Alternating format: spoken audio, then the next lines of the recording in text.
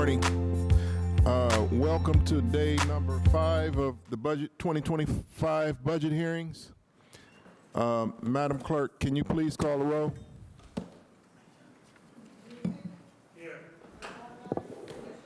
Here. Present. Present. Here. Okay, we're going to start off with, good morning, everyone. We're going to start off with the Division of Parks and Rec. Ms. Saban, can you read this section in the record? Page 178, Parks and Recreation Administration, Director Alexandria Nichols. Page 180, Salaries and Wages, 2024 unaudited, 0. 2025 budgeted, 655,076. Total expenditures, 2024 unaudited, 0. 2025 budgeted, 1,112,683.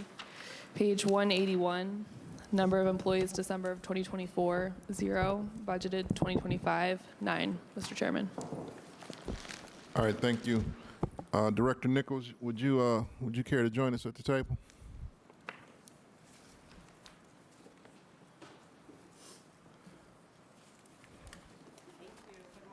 Good morning. All right, Director, would you like to make an opening statement? Yes, thank you. It is an honor to be selected as the Parks and Recreation Director for the City of Cleveland. I am excited about building. Thank you. Sorry about that. Yeah, pull it to your, you got almost like have it in your face. Okay, thank you. Thank you. Good morning. It's an honor to be selected as the Parks and Recreation Director for the City of Cleveland. I'm excited about the implementation of the master plan and for the development of the Parks and Recreation Administrative Division, which will help us streamline activities throughout our new department. Thank you. Okay, and welcome to your first budget hearing? Yes. Okay. All right, Director. You want to kick us off, Director? Sure. Through the chair to the committee, we have no comments. We're open for questions. Okay, so we had, when we created this, when we legislated this new department, we were told that this department would be budget neutral, okay? So I guess we're going to expect to see how it's really been budget neutral, and then we want to make a deep dive, and if it's not, why? Okay, first, I got some questions I want to start off with.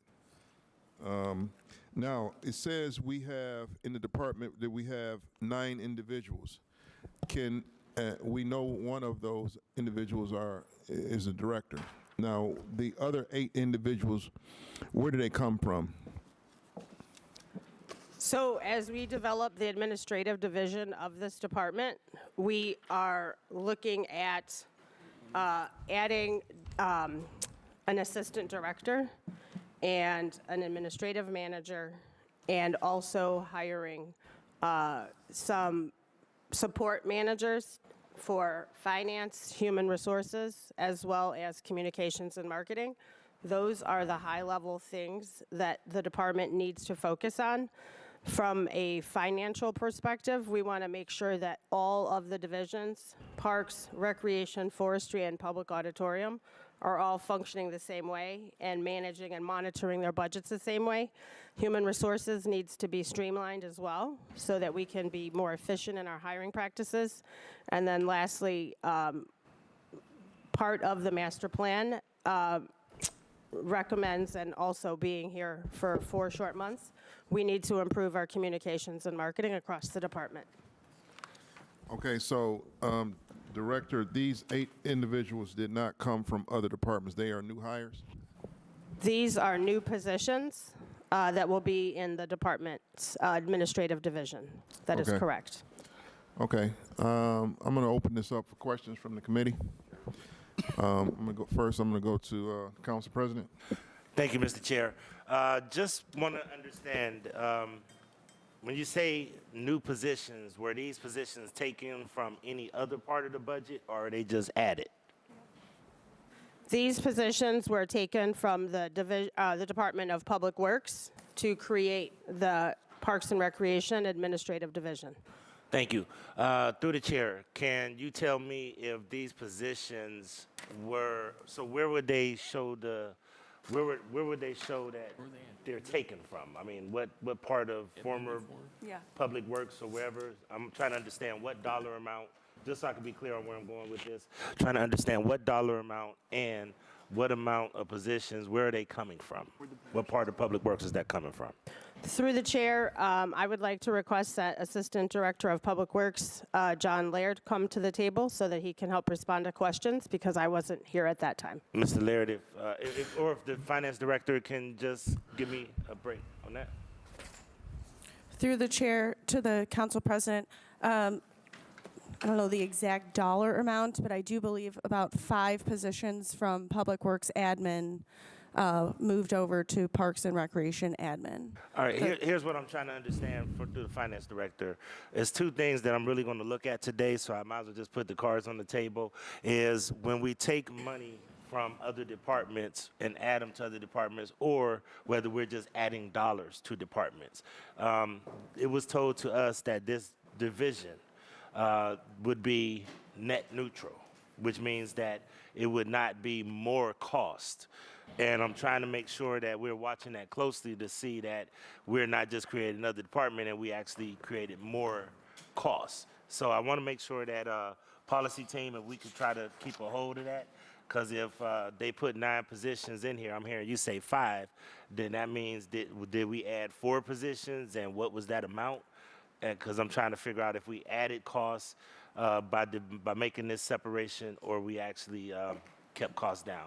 That's all I have, Mr. Chair. I know that I probably won't get that answer right now, but I just want to make sure for the Finance Director, can you kind of help us understand that? Okay? Yep. Thank you. All right, thank you, Council President. Director Laird, can you come to the table? Did I pronounce your name right? Okay.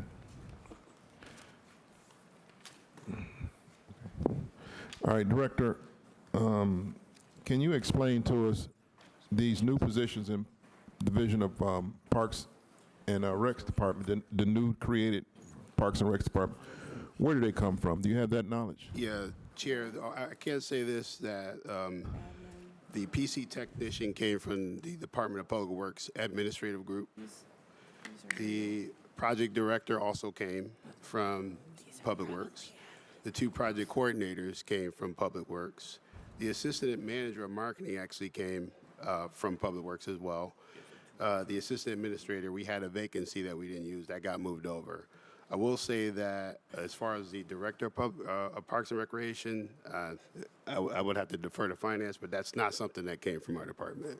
So I don't know if they took a vacancy and changed it, but that's not something that came, so. Through the Okay, chair, so that hold the on director. hold on just a minute. I'm sorry. So the all of these positions that came from Public Works, are you going to replace those positions within Public Works when it's all said and done?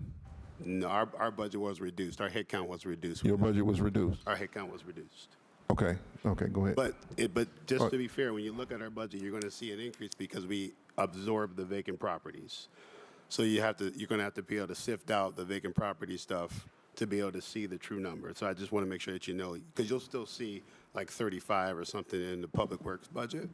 But that's because, again, we absorb some folks from vacant properties. So just Okay. to be sure. So can you get that information that you just told us to the committee? Can you get that to our staff, Ms. Saban, at some point?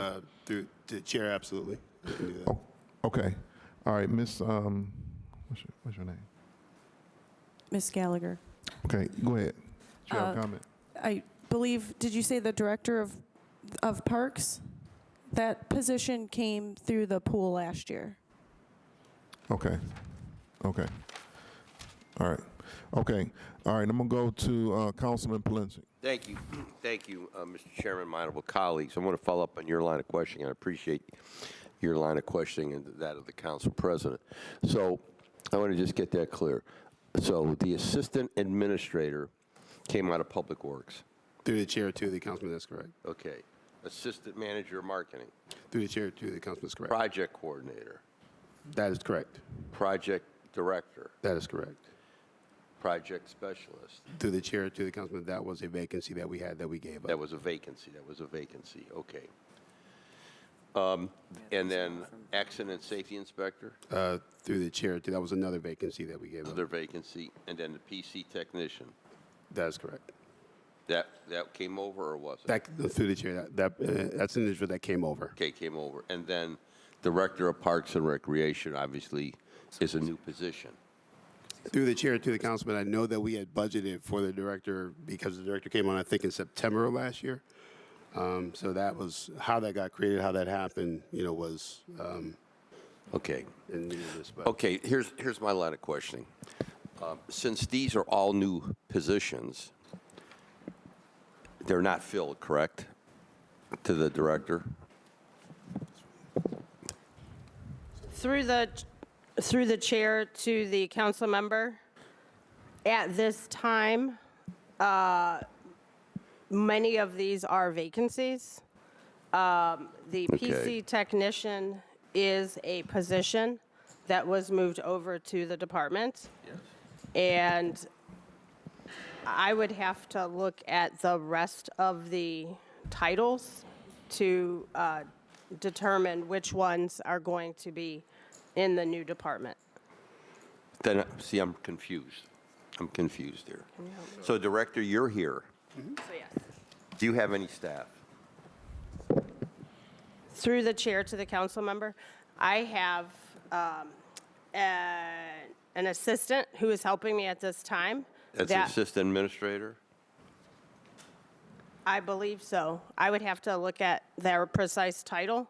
Her title is project director at this time, and she is in there right now. So that was a position moved over from Public Works. So, there was a physical person there, Yes. and and who is that person? Through the chair to the council member, this is Ursula Harris. Okay. And then that's the only one? And the PC technician is Matthew Flask. Okay. And then we have Rob Kennedy, who is an assistant administrator. And they came over from Public Works? Correct. Okay. And so through the chair to the director and to the assistant director of public works, are these individuals who worked on parks and recreation issues? See, this is my concern. I want continuity. So if we're bringing in all new people who've never done this before, because this can be a meat grinder. Absolutely. Okay, take it from me. I chaired this committee 30 years ago, 30 plus years ago.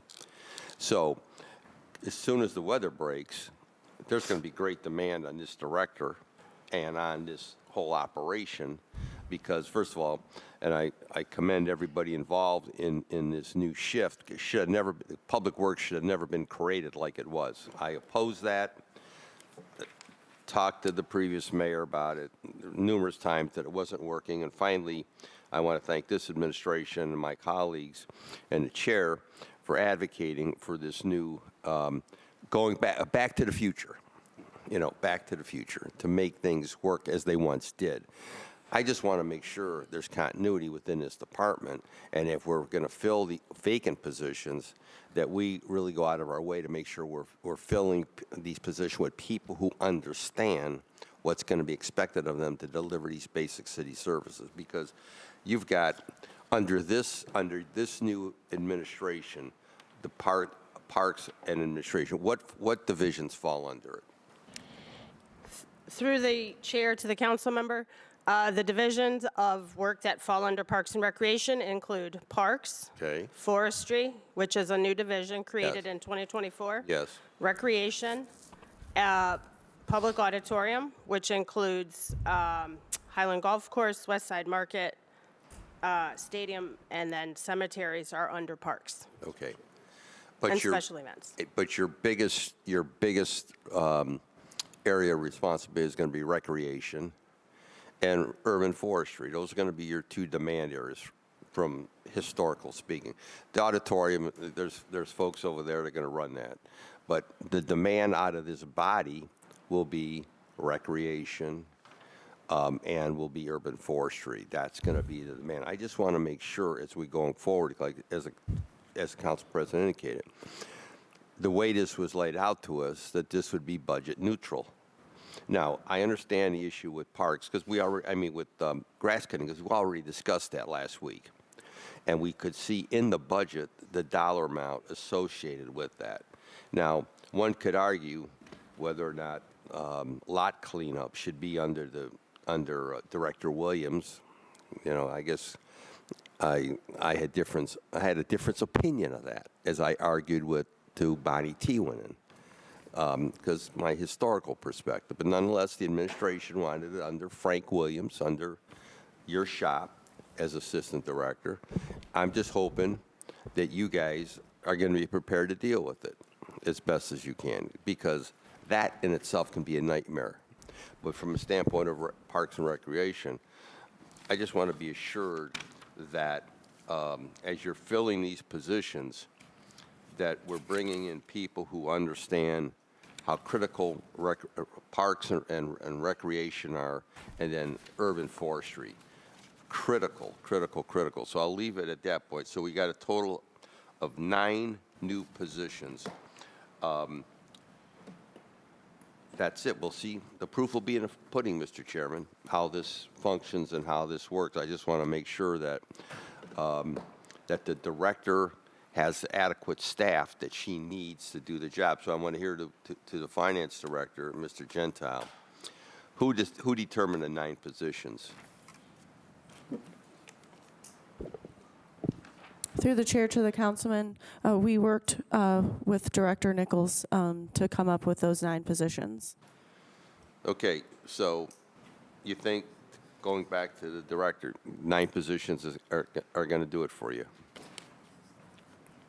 Through the chair to the council member, at this time, as we're rebuilding the department, 9 positions, 9 people in the head count will be effective.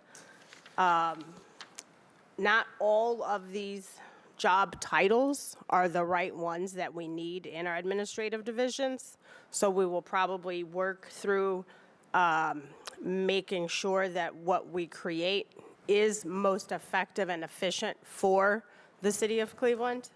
And I have been working to see how we can realign some of these positions.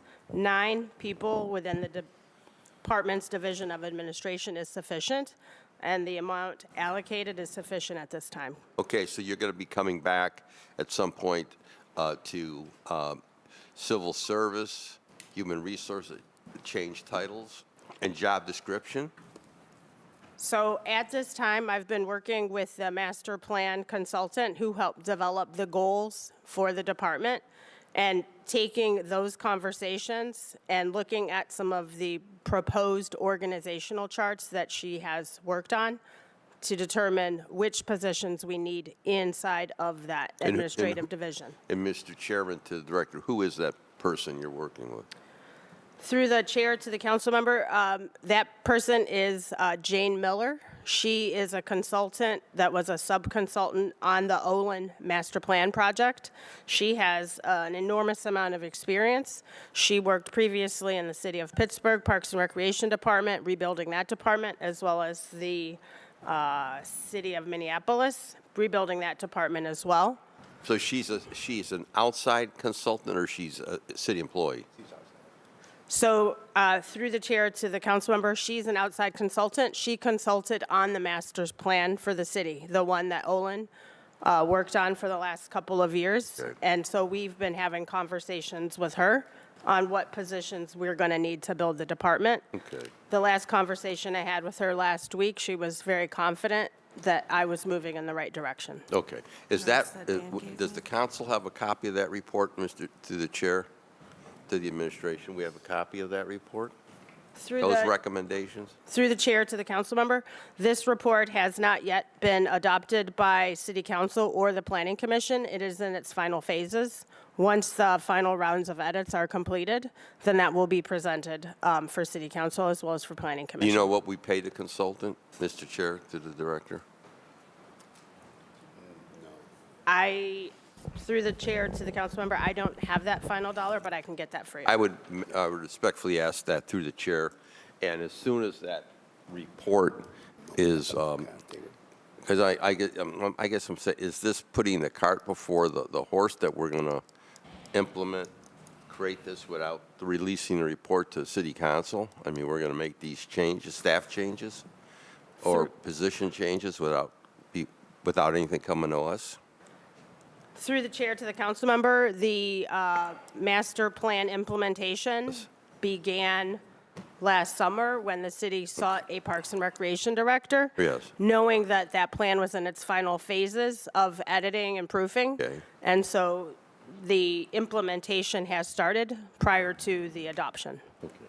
Well, again, I would respectfully ask to the chair, because it's really being respectful to the chair, that the chair is kept apprised as to what steps are being taken, what recommendations are being made, and then as soon as that report can be released to the entire body, have you engaged, and what I'm trying to think, I want to go through the chair again, has the chair been engaged in this, and as it pertains to thoughts, ideas, opinions?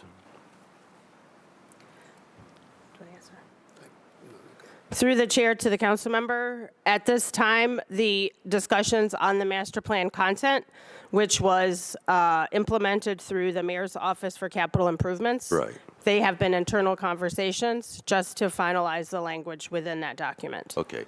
Well, again, I just want to strongly recommend that the chair be involved in the process and that there be discussion with the chair. He's a competent chair of the committee. And I want to make sure I'm in this thing about respect for the chairs, respect for the committee process. So I just want to make sure the chair, that not that this is released and then there's concerns, issues that might have not been taken into consideration. Thank you, Mr. Chairman. Thank you. All right, thank you, Councilman Plinsick. Next, I'm going to go to Councilman Kerry McCormick.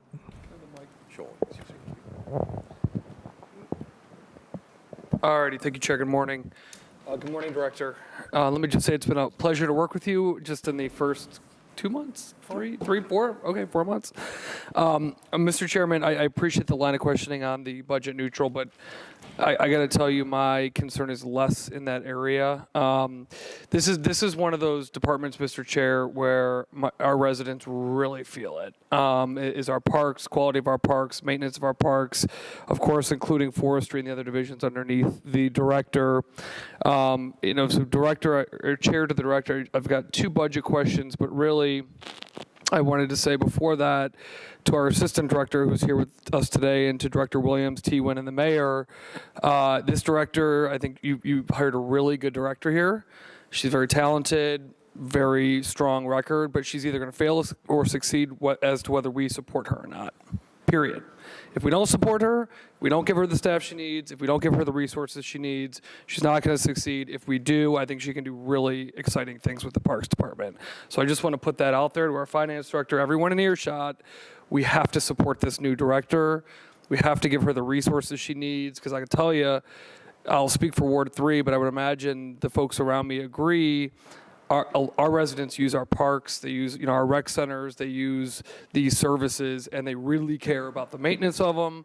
They really care. I mean, these are summertime, dragging the field at Fairview Park, think the pool at Lincoln Park. I mean, and again, I'm sure my colleagues can give their own examples, but this stuff is really, really important, in addition to the partnerships that we have out there in the community. So I just wanted to say that I hope we lean into this with give her what she needs, because this is a core function. My council colleague, House Jones, talks about getting the core competencies right, what the city of Cleveland does. And this, to me, is a core competency, is our Parks Department. So I just want to focus in on that. This is a department that I think we need to invest in and give her what she needs to succeed. Don't waste a great hire. I'll just say that. So on the budget, Chairman to the Director, and Councilman Plensick asked it, but the 9 individuals, I mean, I hope on page 181, I'm hearing that you believe this is sufficient staffing for now, but again, I hope that as we take a look at this, if you see anything that needs to be changed or added, you will present that. So Chair to the Director, can you confirm that? Yes, through the chair to the council member, yes. As I mentioned prior, working with consultant Jane Miller, looking at the master plan recommendations, the draft org charts that she recommends, this is sufficient for the number of heads Okay. that we need at this time. However, the work that they do within the administration division may change depending on the needs for the department. Thank you. And Chair to the Director, I assume that consultant is not coming out of this $1,000 out of professional services. Is that correct?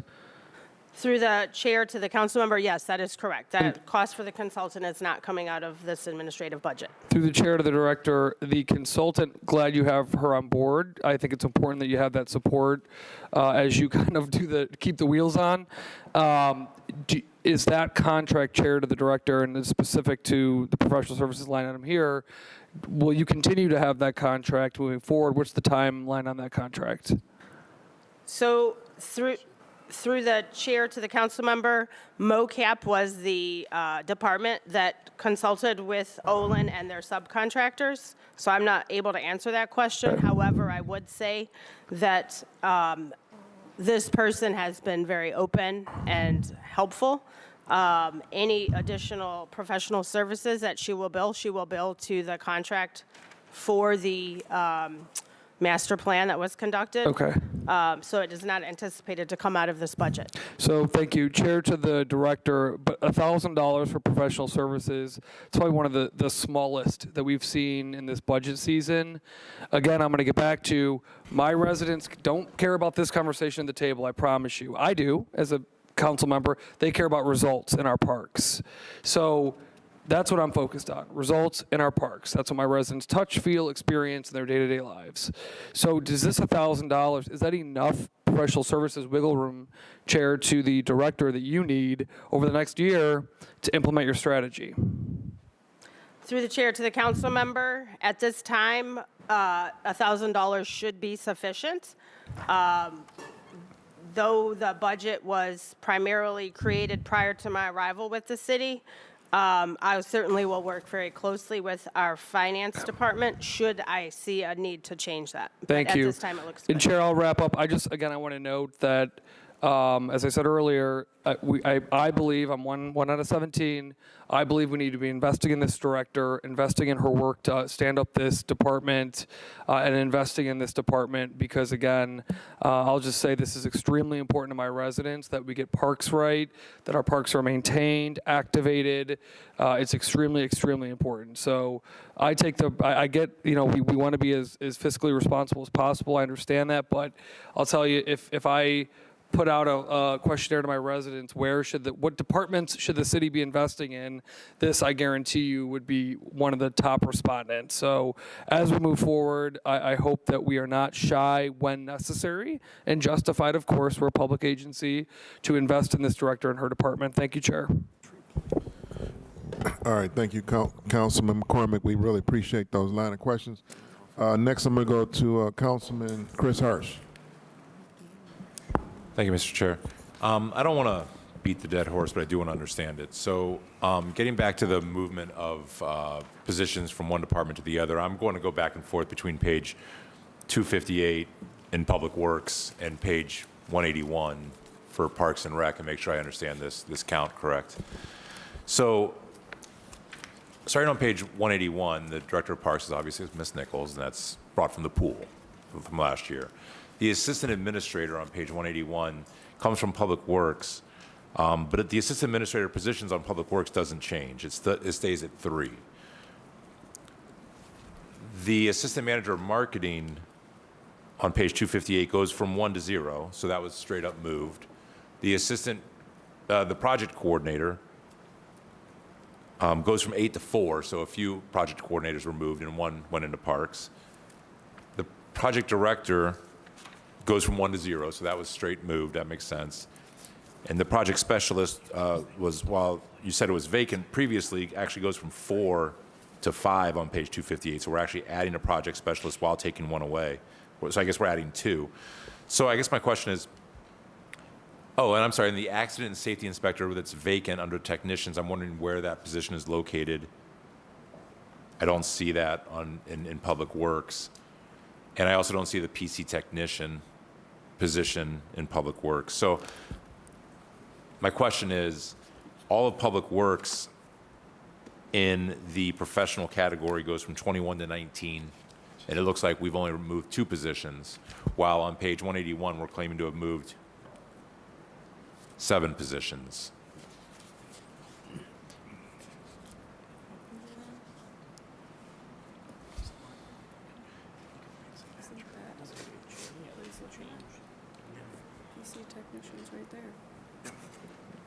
So through the chair to the councilman, if you look at page 259, the total full-time has actually dropped from 27 budgeted in 2024 and filled.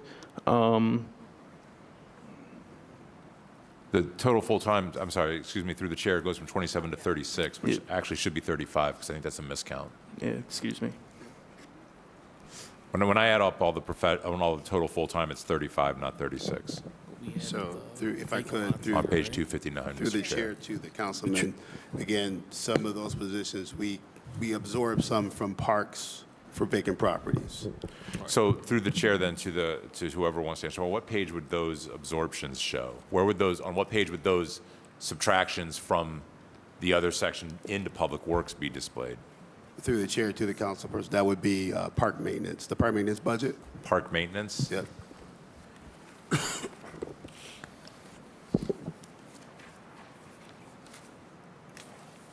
So park maintenance is on page 191.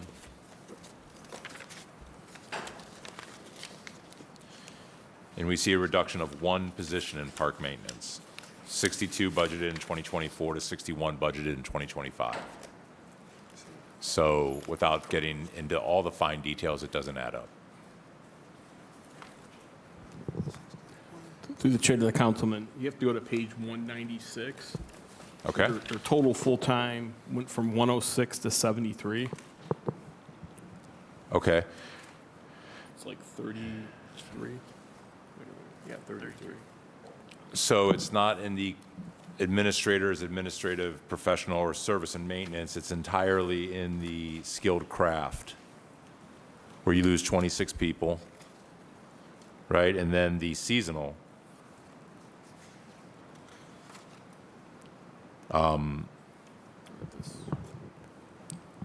Well, the seasonal is almost completely removed. So leaving the seasonal aside, because that's not any of the things we're talking about today. If you remove the skilled craft people, 26, that brings you down to about 80. So it looks like there's -7 positions here. They're just not detailed in the administrator, administrative support, professionals, or service maintenance categories. Yeah, through the chair, that's correct.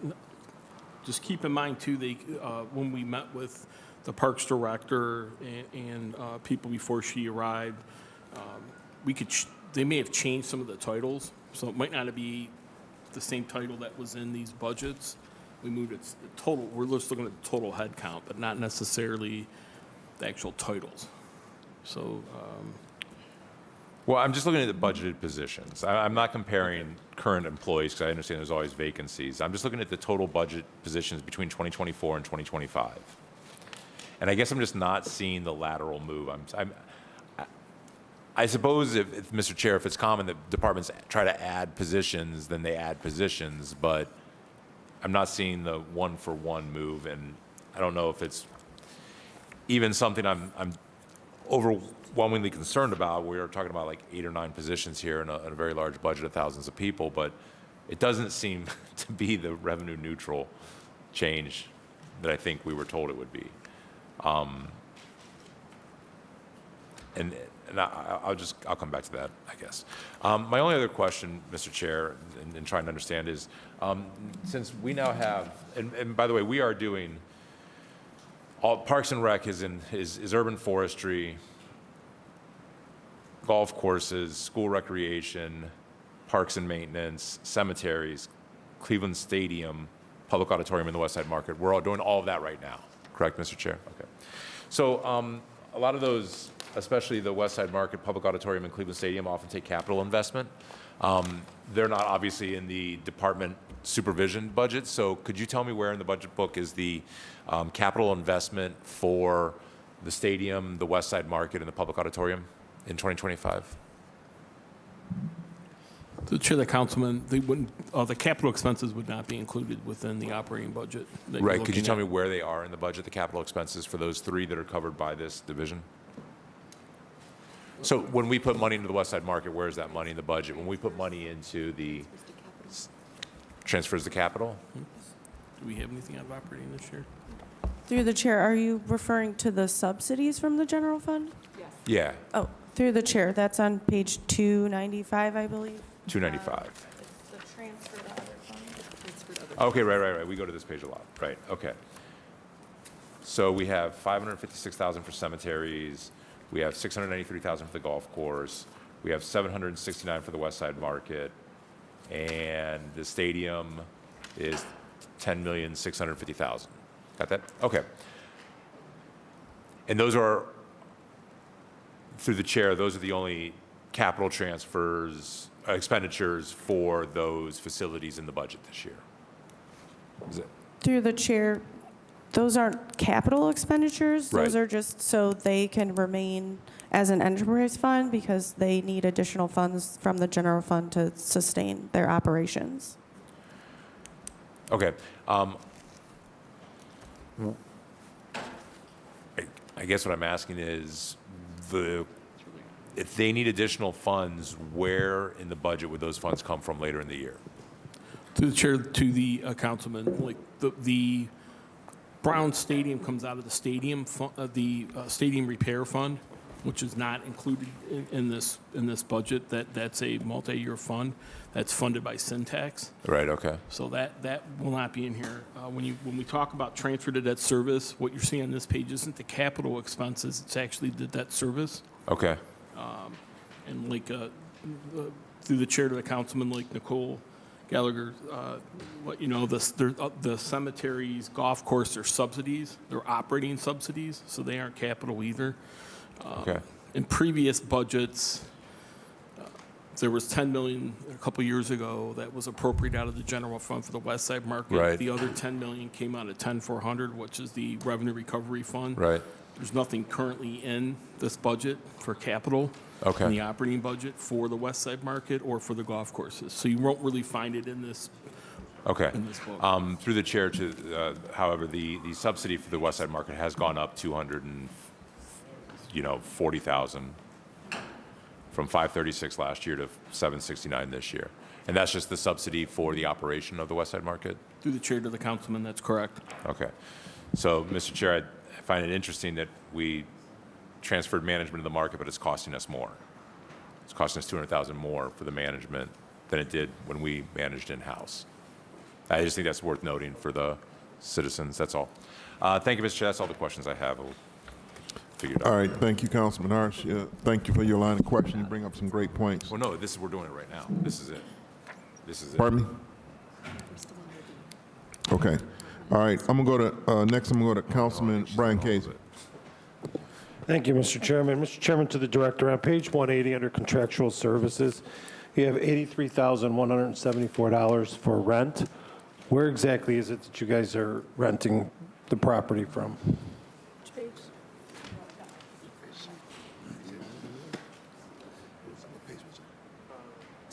180.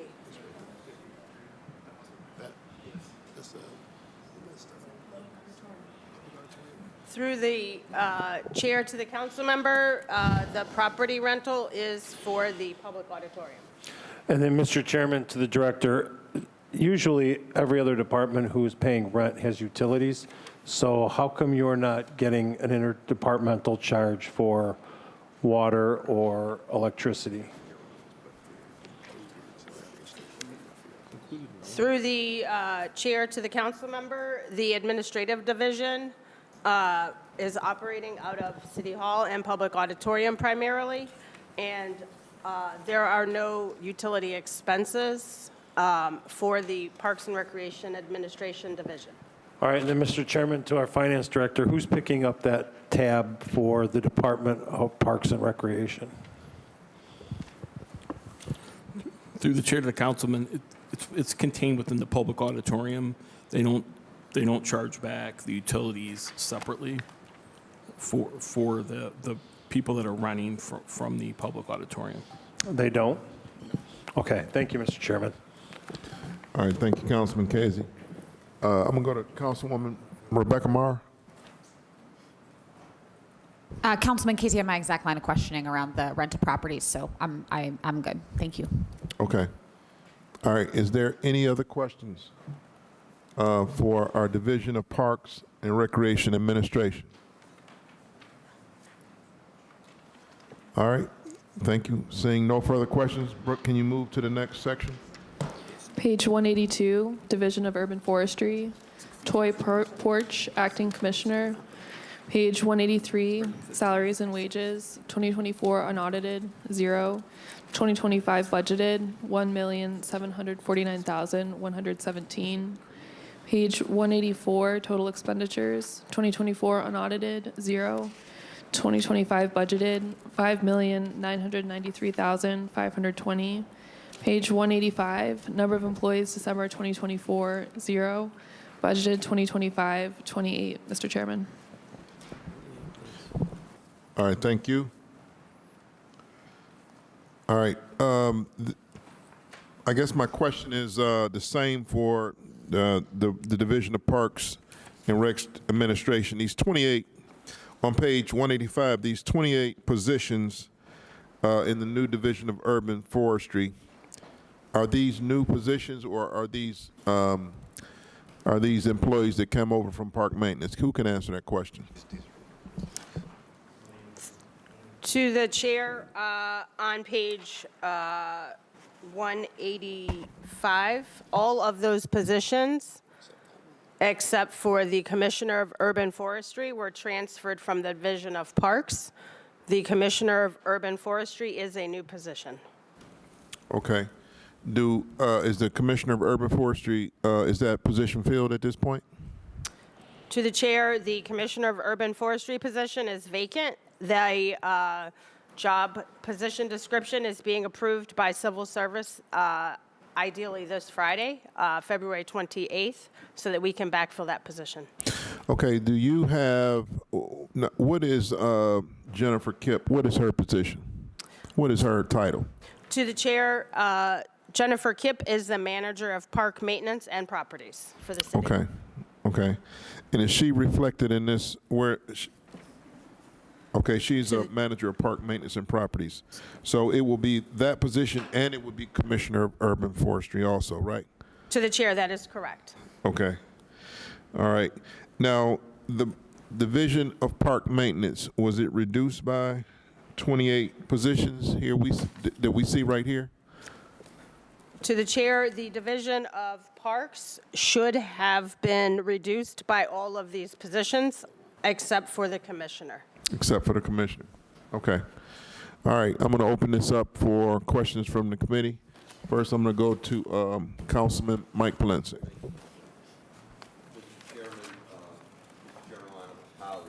Director, did all the equipment transfer as well? Through the chair to the council member, all of the equipment currently being used in Public Works should have also transferred to that new division. Okay, so there was, so basically it was just a paperwork shuffle, correct? That everything remained the same, the location, the employees, they're just working under the new division that's been created. Through the chair to the council member, that is correct. This now highlights forestry as a separate division with a commissioner so that they can be solid focus on the work of urban forestry. Okay, the, let me see another question here. So the, where am I here? So like the charges from MVM, that would have been, had it stayed in public service, that would have been the same thing, correct? Through the chair to the councilman, that's correct. We just took an allocation of the work that was done on these equipment and just tried to use a percentage to split them up. Okay. So, because I don't have my last year's budget book in front of me, I left it in my office. Have any of these positions been reduced in the 2025 budget? Arborist 1, Arborist 2, have any of those been reduced? Through the chair to the council member, none of the forestry positions have been reduced. Okay. So if I was going and looking last year's budget, I would see 27, correct?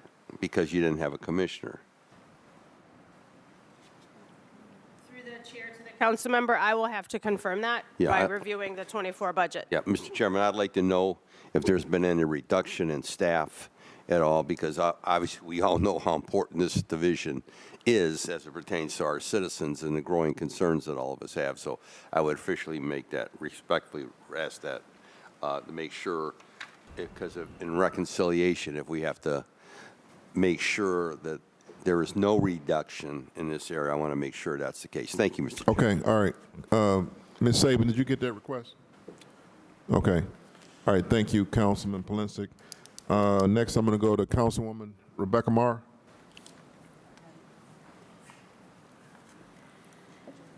Hey, good morning.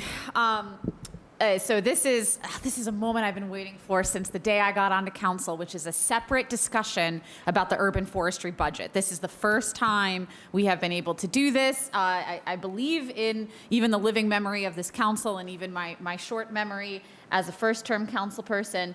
So I am excited about this. And I want to start this by saying that we have incredible staff at Urban Forestry. When the sort of tornado storm came through in August, I mean, they were working literally around the clock. I know there were people who had worked, 3 16s in a row, and we were saying, go home, and they're like, no, we gotta do more because streets were still blocked, people's, driveways were still blocked. I mean, the staff at this division rallied for this city in a way that they were unsung heroes after that. And obviously, urban forestry, we're also going to talk about the ways that it struggled, but not because of the staff, but because of how we have resourced them. The staff in this division take incredible pride in their work. When we get them out to do something, they do an incredible job, but they have not been given the tools and resources to do their job. And one of our biggest challenges in getting them the tools and resources to do their job has not been having an individual budget, and now we have that. And now we got to figure out, we got to poke and prod a little bit and figure out what is going on there. So let me start first with the commissioner position. I had talked a little bit about this with the mayor. He had said he wasn't aware of when we were going to be hiring for the permanent commissioner position. Director, do you have a timeline for when we will be hiring for the permanent commissioner for urban forestry? Through the chair to the council member, it is our plan to have this position approved as a new position through civil service on February 28th. Following approval from the Civil Service Commission, we would then be able to proceed with hiring and filling that position. I would estimate on the short end 8 weeks to backfill that position. Ideally, we would like to have this person prior to the start of summer. Okay, that is what I wanted to hear. I look forward to making sure that this person is in place before the season really begins. I want to draw both our attention and the public's attention to the metrics on page 182, indicating that we planted less than 100 trees last year and only 15 the year before that. In 2023, we ground down 22 stumps in the city of Cleveland. This year, we got that number up because I think, as we all know, there is quite a substantial backlog for stump grinding in the city of Cleveland. And this is just, as Councilman McCormick said, this is a bread and butter thing that our residents see and feel. I had a resident on Skylane Drive who'd had a stump from her tree lawn tree that was there for 5 years. I had been trying to get it taken out the entire time I've been in office. Thanks to Jennifer Kipp, we finally got it out this year. But what I want to ask is whether stump grinding is in any way done in-house at this point, or whether the entirety of our stump grinding is done through contractual services. Through the chair to the council member, at this time, stump grinding is being done through our contractor, Van Kuren. As a part of the development of the Division of Urban Forestry, it is my plan to spend time identifying some efficiencies and improvements so that we can be more effective in meeting the needs of the residents. Thank you. Similarly, in terms of new tree plantings, is it your understanding that tree plantings are done under contractual services, or are those done in-house through the chair? Through the chair to the council member, tree plantings are done in-house. I would also, I apologize, I misstated that. Tree plantings are contractual services. There are also a number of partners with our city that do also plant, but it is primarily done as contractual services. Yes, and through the chair, it's my understanding that when we contract with third-party partners like Western Reserve Land Conservancy, they're typically doing non-tree lawn trees, that none of those third parties are planting tree lawn trees at this point, and instead have very, very limited third-party contracting for tree lawn trees. Is that your understanding through the chair? Through the chair to the council member, that is correct. That is my understanding as well. Okay, thank you. So now with the, is it correct that the other contractual for $2 million is the entirety of the contractual, essentially the contracting that might cover stump grinding, tree planting, and of course the other Van Kuren work that's done through urban forestry, including tree trimming? Is all of that housed under that $2 million other contractual line item? Through the chair to the council member, the other contractual services is for the contractual services through for tree planting and stump grinding with our contractor Van Kuren. Okay, thank you. And what is your expectation, and what have we contracted for in terms of stumps to be ground and trees to be planted under that $2 million other contractual line item through the chair? To the council member, I would also add that there is capital funding that is also used for tree planting as well, and for the stumps. And where is that on the budget sheet?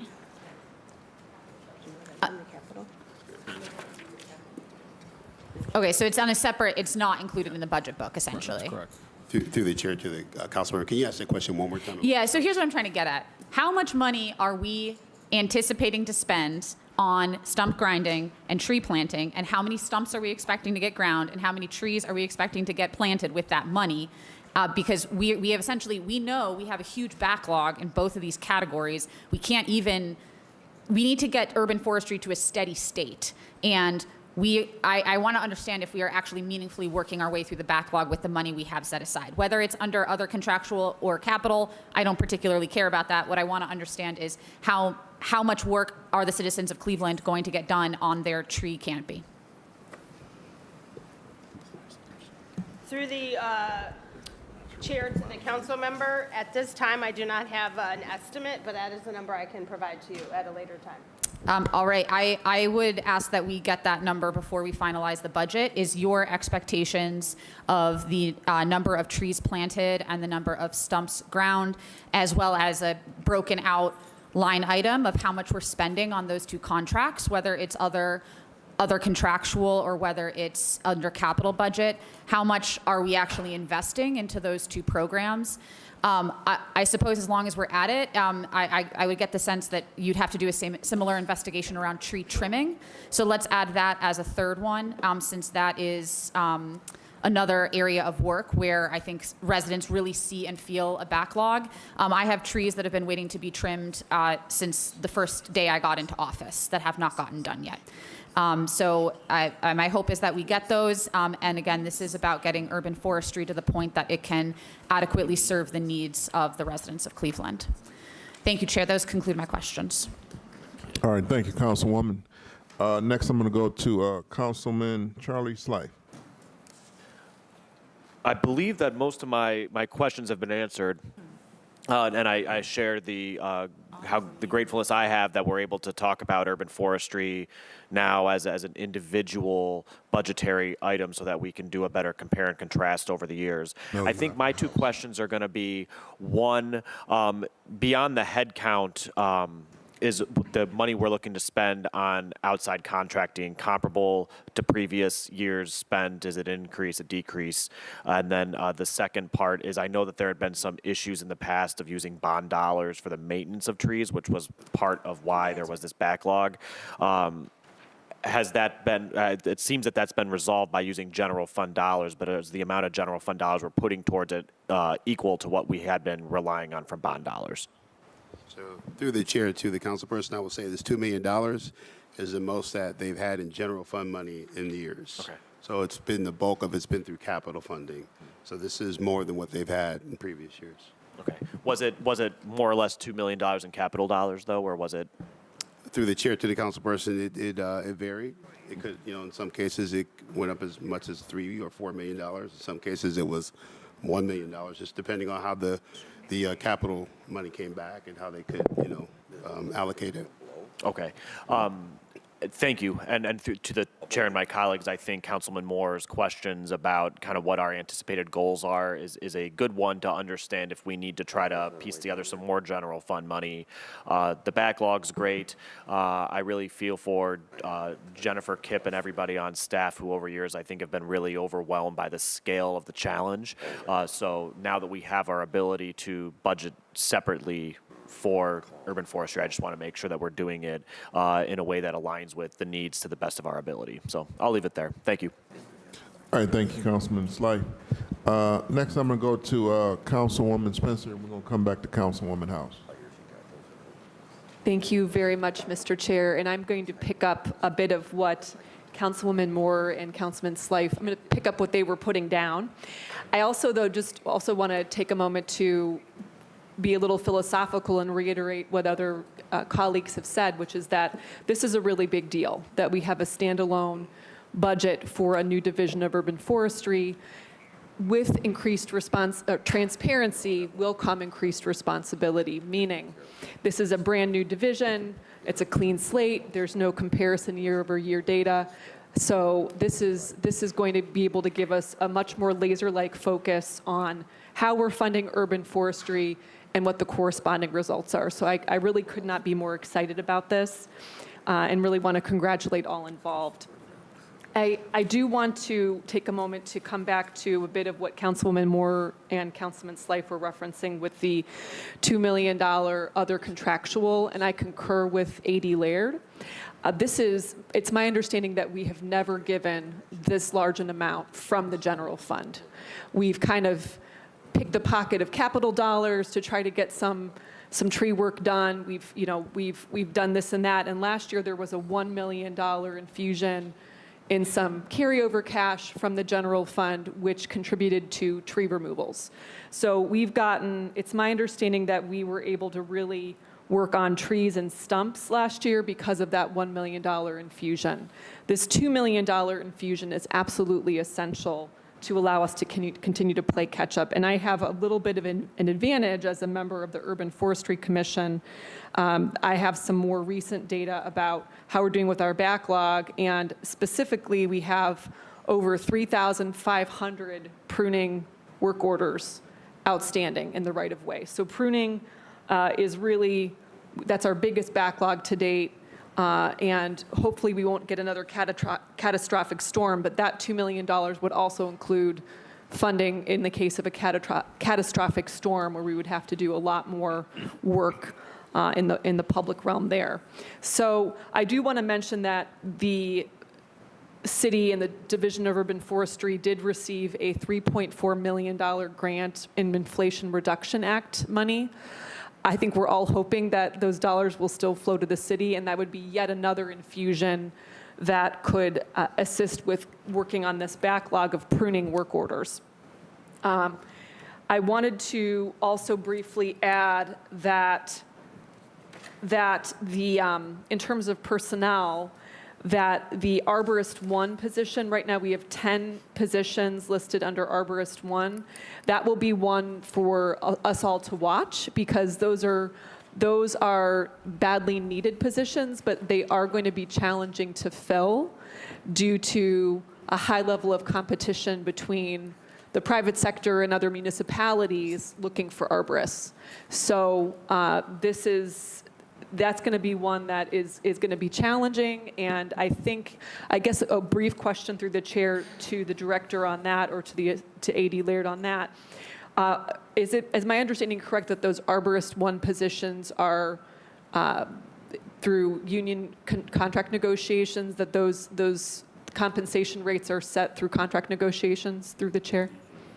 Through the chair to the council member, yes. The Arborist 1 positions are funded in the budget, and they operate under a labor agreement. So those labor wage changes don't happen unless we have a labor agreement change. And then a follow-up question on that through the chair is, do we think that at this point, based on the last round of labor negotiations, that we have a competitive enough package to offer to attract that level of talent to the city to fill those 10 positions? Through the chair. Through the chair to the council member, we are currently having some conversations so that we can see what we can do to be more competitive and to see how we can build a program that helps create some apprenticeship type positions so that we can recruit people, help them develop skills, and build a relationship so they'll want to stay here rather than leaving for the private sector. Okay, great. So again, I think starting with this clean slate this year with a brand new division is so critically important.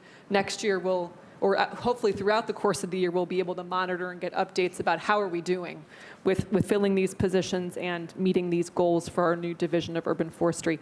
And I want to briefly conclude with referencing what Councilwoman Moore was speaking to, which is the capital budget. So here we have $2 million in other contractual to keep working away at our backlog and work orders related to pruning, tree removals, et cetera.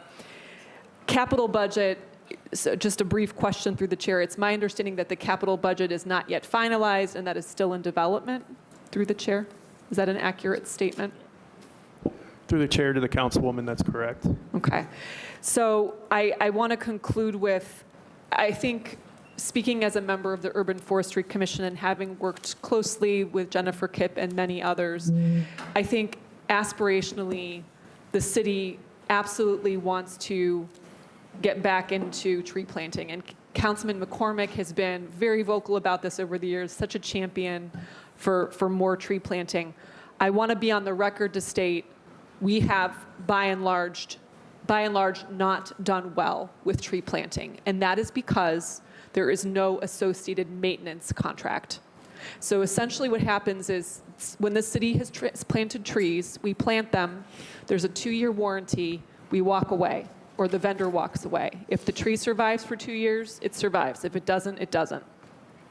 New trees they are literally babies, and they need a lot of babying. They need mulching, proper mulching, they need a ton of watering, they need staking, they need restaking, they eventually need young tree training. So at this point, I believe that experts such as Jennifer Kipp recommend 3 to 5 years of maintenance funding with tree planting. So we really have a very rich challenge ahead of us if the city wants to seriously get back into the tree planting game.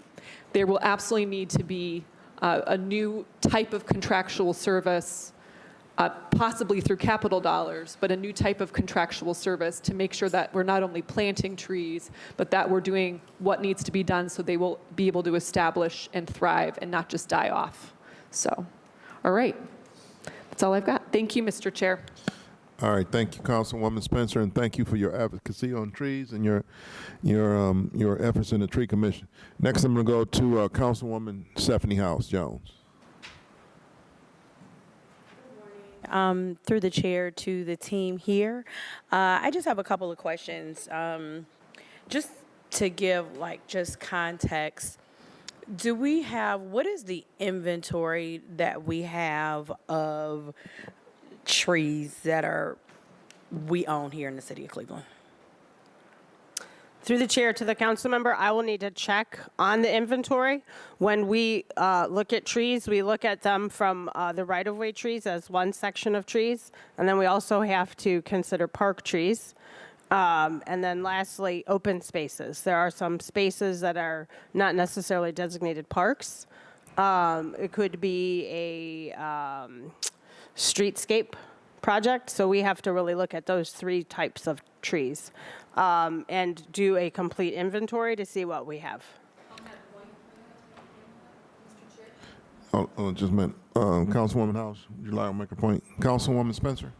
Thank you. Just on the point of the tree inventory, it's my understanding that this $3.4 million Inflation Reduction Act grant that the city received last year, $1 million of that will be designated for a completely new street tree inventory as well as management plan. So I wanted to, through the chair, building off of Councilwoman House Jones's question, is that an accurate statement? Now, this is federal funds, and I don't know, it's my understanding we are proceeding and we have proceeded, but there was a $3.4 million federal grant, $1 million of which is designated or will be designated for a completely new tree inventory and maintenance plan through the chair. Is that an accurate statement? Okay. All right. Thank you, Councilwoman Spencer. Councilwoman House. Okay, thank you. So just, oh, go ahead. She has something. Through the chair to the council members, the $3.4 million federal grant is for a tree inventory for right-of-way trees only, which is why I wanted to distinguish that we have 3 types of tree planting areas: right-of-ways, parks, and open spaces. And this grant will allow us to have an inventory for the right-of-way trees only. Okay, through the chair to the team here. So can you define what are open spaces? What's the definition of open spaces according to your department? Through the chair to the council member, open spaces would be like streetscapes, which might not necessarily fall under right-of-way trees. We also have some open spaces, large green swaths of land that aren't necessarily designated as a park with a name and a title. Okay, so clarification, would a streetscape be clarified as a vacant lot? Through the chair to the council member, I'm going to have to see about vacant lots. Vacant lots were not necessarily what we were considering as a part of the urban tree initiative. However, vacant lots is something that I'm going to have to clarify for you. Okay, so the reason why, well, a couple of things through the chair to the director and team here. The reason why I asked this question about the inventory, it's hard to know what the goal is when you don't know what the foundation is, right? And so many times that has, again, been a kind of a challenge in even being able to offer sound solutions, strategies, when you really don't understand the scope of the challenge that's in front of us. And so many times I'm looking at numbers and I'm like, well, how does that compare into the whole?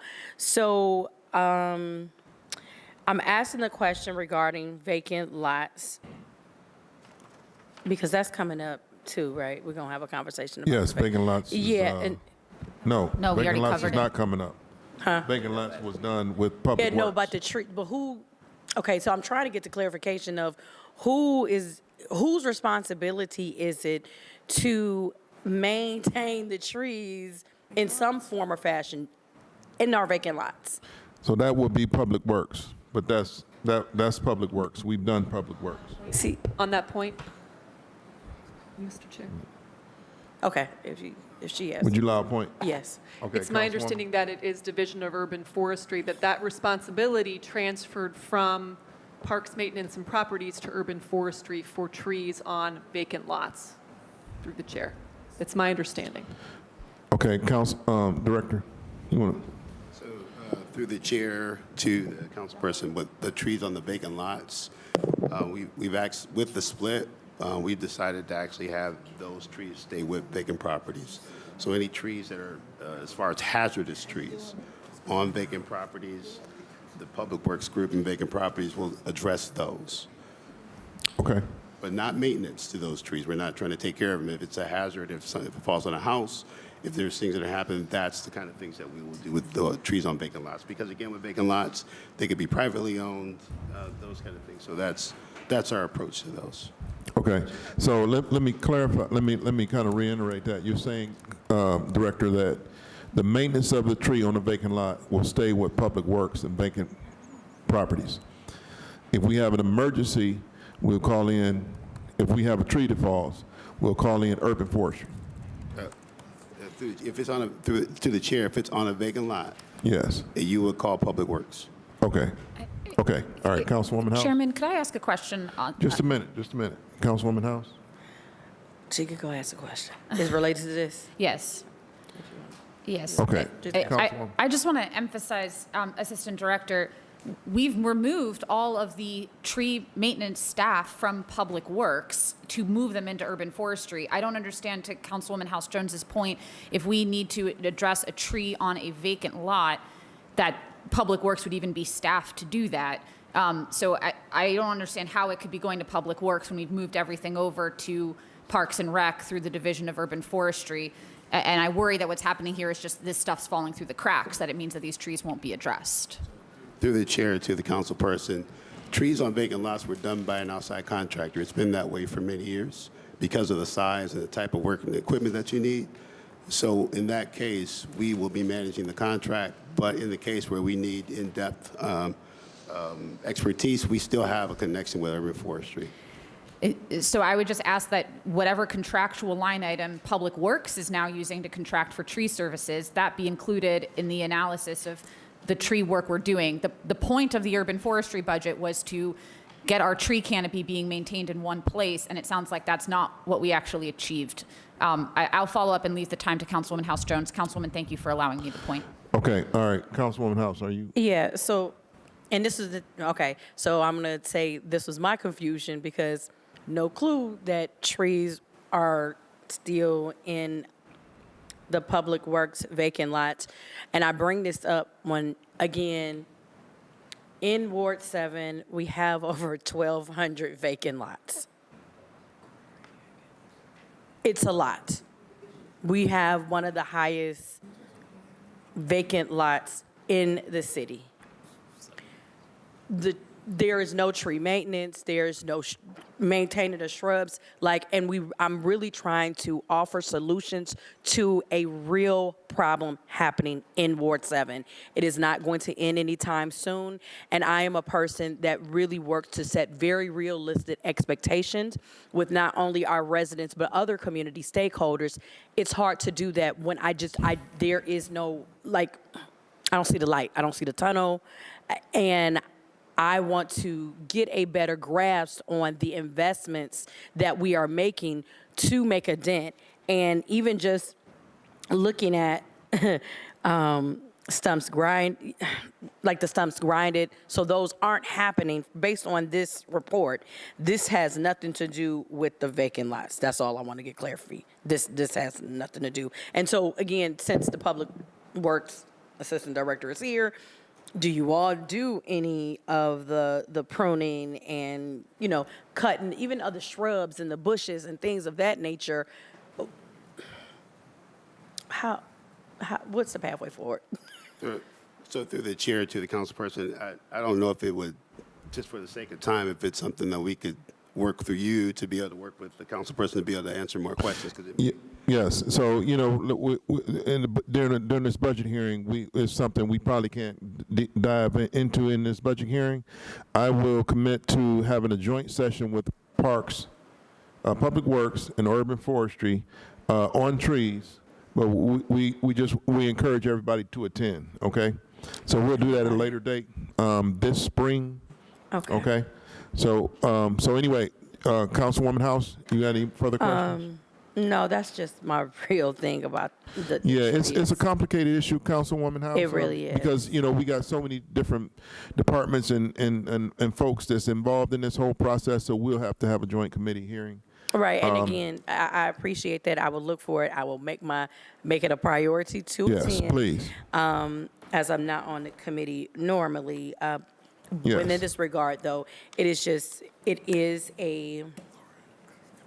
indication of just like general care of community in communities where there is a lot of vacancy and plight. Doing our part to improve the aesthetics does something to people socially and emotionally that people care, and you get the reciprocal action. And so I really want to see us and having a plan that we can communicate to our residents of this is the plan. If it's a 20-year plan, whatever the case may be, we need to be able to have some benchmarks. So I appreciate that. Okay, all right, thank you, Director. Through the councilman, or through the chair to the council person, I would also like to add that I really appreciate your statement. Hard to know the goal when we don't know the foundation. And I think that is part of what we're experiencing right now. Council person Spencer also said, you know, this is an opportunity to have more transparency in urban forestry. When we think of urban forestry, when we think about a tree inventory or management plan, it's hard to have a management plan if we don't have an inventory. So I think designating the urban forestry division as a separate entity is going to go a long way in terms of improving the quality of the urban forest for the residents.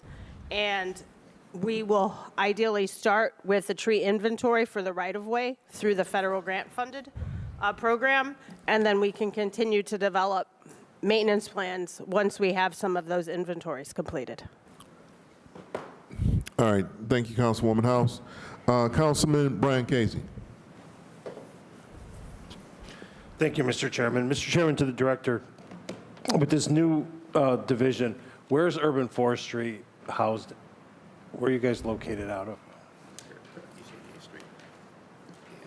Through the chair to the council member, we have two locations for urban forestry. One is at Brookside, and the other, I believe, is at East 88th Street. Brookside, what do we got down at Brookside, Mr. Chairman, to the Director?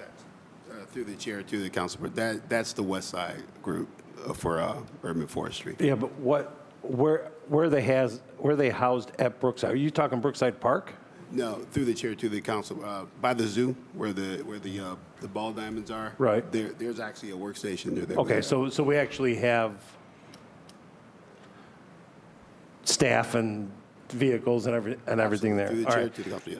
And then I noticed that, Mr. Chairman, to the Director, that you're not charged rent for any place, but you're charged for utilities. So who's providing in-kind? Is Brookside in-kind as well as, what was the other one, East 80th? East 88th. What's at East 80th? Through the chair to the councilman, East 88th, that's where the greenhouse is. Okay. So if you keep going back, there's actually urban forestry station, and Jennifer Kipp's office is there as well. That's a location that's city-owned, so there's no need to pay any rent in that, but they do pay you. Sort of like we own public auditorium when we charge rent? Well, it's not enterprise through the chair to the councilman. Because it's not enterprise, they don't have to pay our rent there. And then Brookside doesn't charge us any rent either? Through the chair to the councilman, no, it's kind of complicated. We give it to the county and lease it back, so no, but we don't pay any rent for that. So does the Brookside property, is that owned by the city or the county? Through the chair to the councilman, it's owned by the city, leased to the county and leased back to the city. And I can't really go into It's one of those complicated deals? Yeah, and I wish I could explain it, but I. And then is the Brookside location, Mr. Chairman, to the Director, your electricity other? Is that where you're paying the other electricity? And I'm assuming, or it should be, the greenhouse is powered by Cleveland Public Power. Would the other be the Brookside location? Through the chair to the councilman, I believe so, but we can check to make sure. Can you do that, please? Because if we have city property over there that doesn't need to be powered by other, then we should look into that. Thank you, Mr. Chairman. All right, thank you, Councilman Casey.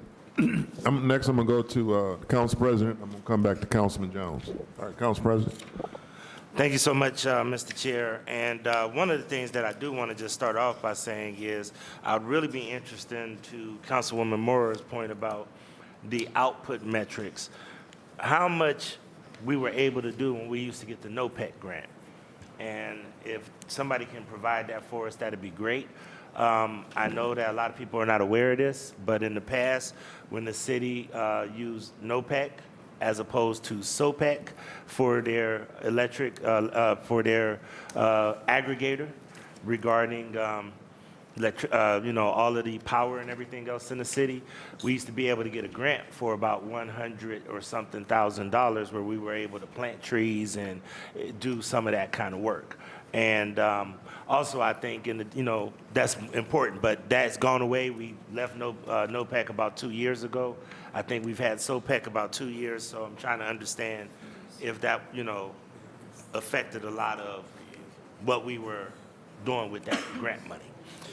The other thing is, really want to understand how this division is going to work with Western Reserve Thriving Communities. I know that we do a lot of work with them. Council has a contract with them, so it'd be important to see how those efforts will align as well. I never knew how bad trees could get until I became a council person. It's one of the top 5 issues that I have. Unfortunately, it's not always on right-of-ways. A lot of times it's on private property, or as my colleague, Councilwoman House Jones said, on public lots. So I know Mr. Alexander used to handle that. Where's Mr. Alexander at now? Through the chair to the council president, Mr. Alexander is the deputy commissioner of parks. And because forestry and parks are in one department, there will continue to be collaboration and work together with those 2 divisions. If I may ask a question back, what was the name of the Western Reserve organization? Western Reserve Thriving Communities is the organization that former Councilman Zone handles. And I know that they do a tremendous amount of tree planting. They've done a tremendous amount of tree planting in our area. And it'll be interesting to quantify and qualify how these organizations will be working together to try to work on our canopy. I'll proceed with just a couple more questions. Does the commission guide the work? Does the commission have any oversight of this operations, and has the commission made policy recommendations? What is the relationship that this organization will have with the tree commission? Through the chair to the council president, the forestry department will work collaboratively with the tree commission. The tree commission serves as an advisory board, so they can provide ideas and suggestions for the services. However, they are not a legislative body, so it's just simply advisory. So it'll be strictly advisory, but they don't bring any resources or anything else like that, just pretty much advise. And do they try to approach for grants, or do they offer any supportive services or anything? Through the chair to the council president, at this time, the Urban Forestry Commission works as an advisory group that could also help provide information on grant funding, provide letters of support for grant funding and other initiatives. It's really almost like a friends group in that they provide support to urban forestry so that that division can thrive. Okay, I'm interested in, okay, all right, okay. How much does it actually cost to plant a tree? Do we know to the point of unit costs to be able to understand that? I know that my colleague Mike Polensik always talks about the good old days where the city used to have our own tree farm. Yep. I anticipate, since it's not our own tree farm, that those costs are up. But do we know the costs? And is that what contributed to having such a low number of 64 that we planted last year? Because that just seems extremely low. Through the chair. Through the chair to the council president, depending on the type of species you get, I think the last tree contract I saw could be anywhere from about $600. It could go up just depending on the species. It could be less, it could be more, somewhere in that neighborhood. Okay. Through the chair, the other thing that I wanted to make sure that I understood is, this is one of those things where it's really going to be important to see who all works together with this, because I think the need is going to be too great for us to try to budget for the city to handle alone. So these are things that we're going to have to leverage other things in order to, we're going to have to, leverage other organizations or institutions in order to try to make sure we get that.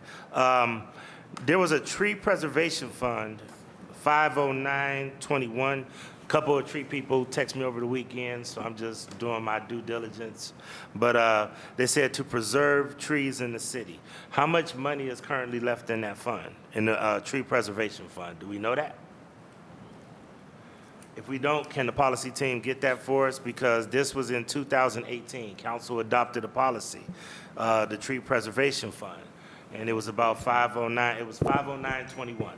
That was the ordinance number. So we'd like to see what amount of money is left in that pot. Councilman Corman. Thank you, Mr. Chairman. Council President, that was the policy that we created. And the city is supposed to be collecting when there are violations and other things that happen to our canopy in the community. So we should be collecting into that. If not, that's a conversation that we need to have. Thank you, Chair. If we could, I just want to see if there's anything left in that. Yeah, through the chair to the council member, we'll get that to you. Thank you. Last but not least, I just want to make sure that I think it's along the line of my colleague, Councilwoman House Jones' questions. It's hard to measure impact when we don't know the floor. So really, I think we need to probably have some operational oversight hearings to pretty much understand how this flow is going, since we're investing and moving into having a standalone department. What are the goals of the department? What are the outputs that are expected? What is the maintenance? And then also one of the things that I think to our deferred maintenance conversation that we always have with our recreation centers, what's going to be the cost of not doing it? What's going to be the cost of not doing it? The cost of not maintaining or doing that. I mean, we know that, you know, the theoretical that it's going to cause health hazards, going to cause, you know, warming, global warming and other things like that. But there's a cost that's also going to be tree damage in the right-of-ways and other things like that. So I would love to see what the comprehensive plan is. How are we working with the county? How are we working with the Tree Commission? How are we working with Western Reserve Land Conservancy? How are we working with the utility companies that actually do a tremendous amount of tree pruning? It would be good to see how the band is all playing together. So I know that's more operational, but I would like to understand that phone, and then if we could follow up with some operational about how all this fits together, because my biggest issue is pretty much private property. I got seniors that have these big old trees, and I know aging has a little corner of the budget that deals with that. It's not nearly enough, but my biggest issue is mainly on private properties, not as much right away. Thank you, Mr. Chair. All right, thank you, Council President. I'm going to go to Councilman Jones. Thank you, Mr. Chairman. A lot has been said about the new division of urban forestry, and one of the things I will say is that at one point this was a huge department. I know that I talked to you, Mr. President, about the undoing of the department and breaking it back down to a more manageable process. And when you have a department that's so large that you have one person who's responsible for so many different parts and pieces, it makes it difficult. And then the services that, Mr. Chairman, that is supposed to touch the citizens don't necessarily do that. So I know that this department now is going on, what, about at least a good couple of years young in its creation, give or take. And so when I look at your metrics over here on page 182, and you talk about the trees removed, can you, Director, tell us, you know, when we break this, you know, output metrics from 1 through 4, where it talks about trees removed, trees pruned, new trees planted, and stumps grinded, how much of this work was done in-house versus how much of this work was contracted out? Through the chair to the councilman, if we look at the metrics here, the stumps grinded and trees planted happen externally with an external contractor. The trees pruned, that happens in-house. So just make sure I'm hearing you right. You're saying trees removed is the first one. Is that in-house or that's being contracted? So trees out? removed, that's a mix of both in-house and contractual. So what was the percentage in-house, what's percentage out-house? Through the chair to the council, we'd have to give you the percentage mix, but that's a blend there. So I don't know the actual percentage. So, Mr. Chairman, we don't have an ideal? No, I don't have an idea, but Okay. but the urban forestry strokes know right away, and we can get that to you through I the see. chair. So then where it says trees pruned, do we have any idea on that? Through the chair line to the- item, Mr. that- Chairman, that's internal. to the director? Through the chair to the council, but that's all internal. The trees pruned. So on all these categories right now, we don't have a real breakdown on what was contracted out, Mr. Chairman, as well as what was done on the in-house? Through the chair, he said that was internal, so that was employees for the trees pruned. So all the trees pruned are all in-house? Yep, through the Okay. chair to the, yep. Trees pruned are in-house. Trees planted are external contractors, all. And stumps grinded, that's external contractors, all. The Okay, only so- one we don't know is trees removed. That's a mix. Okay. So trees removed is the only item here. Okay.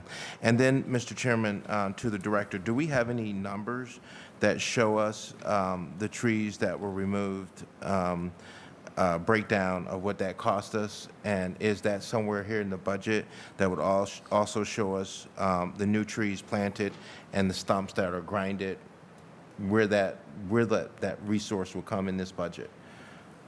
Where did those funds come from, Mr. Chairman, to the director? No, we don't, it's not in the budget. Through the chair to the council member, that information is not provided for the budget book. We would have to get that information for you on the cost of tree removal. Mr. Chairman, then the next question, because we are talking about budget and, not to have or have an idea, will we have an idea before the day is over, that information? Is it somehow we could get that? Mr. Chairman, to the director. Through the chair to the councilman, I would like to point out that some of that is rolled up into the other contractual, that $2 million. Where is it at? That's for Where's that tree located? contracts, page 183, down towards the bottom. The $2 million that's set aside. I see. So the $2 million here that's in this budget is a part of doing or providing the services, the outside contracting services, to make sure I'm clear on trees removed, new trees planted, and stumps grinded? Through the chair to the councilman, that's a portion of it. That's the external part. Do we also use, Mr. Chairman, to the director, the $2 million to also, that's incurred by inside crew that's doing the work? Through the chair to the council member, the contractor does tree removal, new trees planted, and stump grinding. The removal of trees and the stump grinding are the majority of the work. We need to find out the balance for the tree removal. How much is the done internally and how much is done through our contractor? Yeah, and through the chair to the councilman, just to point out also, part of the labor costs, the full-time and these other figures factor into that when we're doing, providing the service internally as opposed to externally. Right, and so I know what was stated earlier, because I just want to get a kind of grasp here of what and how, and this is really important because a lot of times while we're looking at these budgets, we have more money coming into our budget now than we've ever had before in the history of the city of Cleveland. And it seems like that services to the neighborhood has diminished so that we're not feeling these services on the street. Even though we have them here in the book, our citizens are not seeing the services hit them and touch them. So the question would be, Mr. Chairman, in terms of the outlook for the Division of Urban Forestry, what are our goals in terms of increasing our output and our out matrix as relates to trees being removed, especially trees on tree lines where citizens have had a lot of issues with those trees, damaging their tree line, damaging their personal property, as well as pushing up sidewalks. And that's a major issue in our community, and we haven't really received any fundamental relief by that. Okay, Councilman Jones. So we're going to have a joint hearing on trees in this spring. Okay, so we can get those metrics hashed out and we can get those goals set so we can understand this. But as far as the budget goes, it's a new department, so we're just trying to hash out the budget. So, but I do want you to look forward to attending those hearings, okay? Yes, Mr. Chairman. As always, when we talk about these different departments, which is really critical, is always having whoever is responsible, because it seems like they have more information, Mr. Chairman, to bring to the table to really fundamentally ask the questions that are being asked. Because really, at the end of the day, Mr. Chairman, and I respect, how you run this committee, it really is all about how we service our citizens. And this budget that we put together, the people's budget, should always reflect our capacity to be able to go out and touch our citizens and be able to serve them the best way we know how. And so with that, Mr. Chairman, my next question would be, is there any, and I know that, Mr. Chairman, this question was asked by the president of Cleveland City Council about other possibilities and the discussion of other organizations and institutions as leverage. Do we, talking about that, expanding off of that, Mr. Chairman, to the director, do we have any capacity to go for grants on local, state, and federal levels to help our department grow? Through the chair to the council member, yes, absolutely. As we develop this division and this department, it is our goal to seek opportunities for grant funding to support growth initiatives for parks and recreation, whether that is parks, forestry, or recreation. I see. And then, Mr. Chairman, is the acting director Mrs. Toy Porch to the director, or is she the acting director?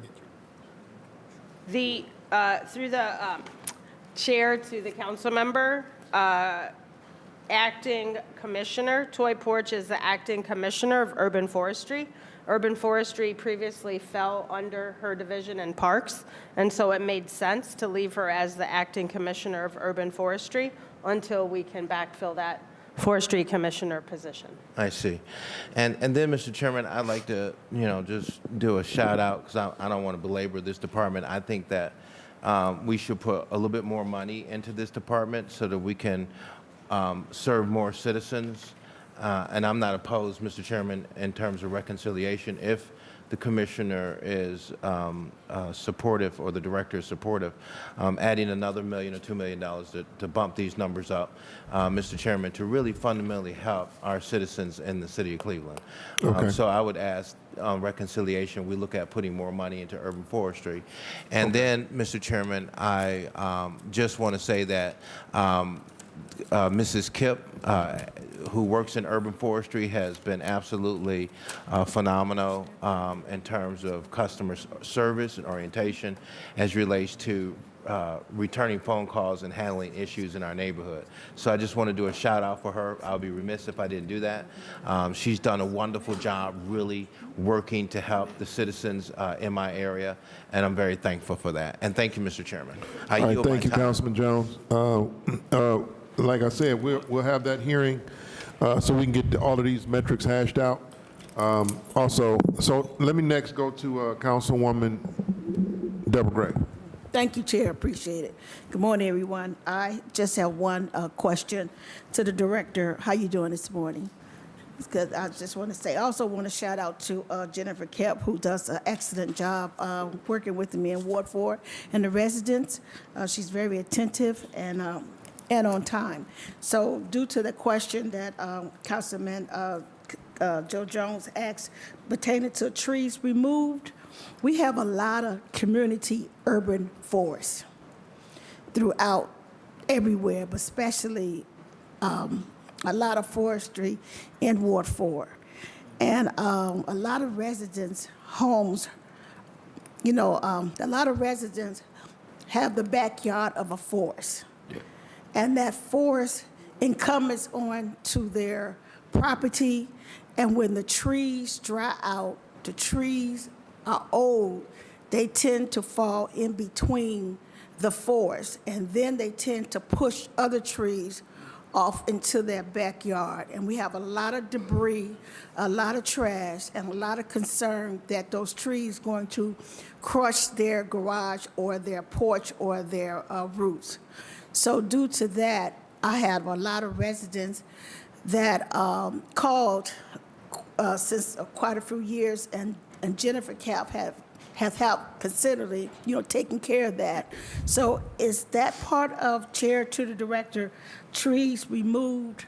How often can those dead trees that do fall in between the forest then push other trees onto the property with branches and debris? Is that part of trees removed as well? And how often can the forest, I know it's a forest, but how often can the forest be trimmed or taken care of with dead trees that also incumbent properties as well? Thank you, Chair, to the Director. All right, Director, can you answer that question? Through the chair to the council member, we are absolutely taking a look at the urban forest that we have, which again, as I mentioned, is parks, right-of-ways, and open spaces. As it relates to whether or not a old tree falls and it could cause structural damage, it depends on whose property those trees are on. A tree could be on city property, it could be on private property, or even school property.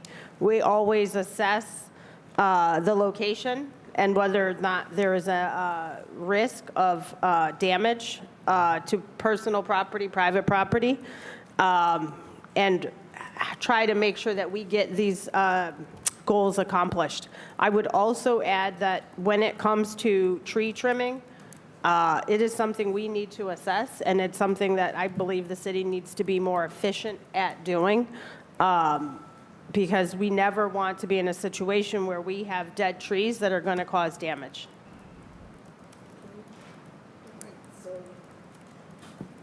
So how often can that be looked into to trim the actual, I know it's a forest, but what type of service or work can be done to assess those trees trees that's on the baseline of a person's, of a property, a homeowner's property, when they call in to say, can you take care of that tree because it's leaning or it has fallen towards their property, within the forest?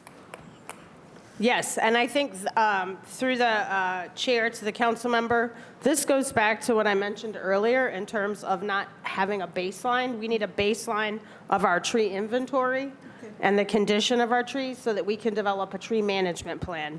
I'm not going to say that we're doing the best job right now because it's really hard to know where we need to be when we don't even have the base. So we really need to do inventory of all of our trees in the city, and we have to develop a tree maintenance plan.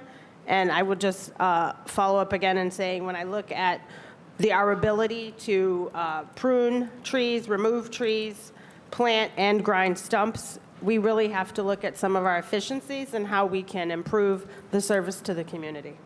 Thank you, Chair. Thank you, Director. All right, thank you, Councilwoman Gray. Councilman Starr.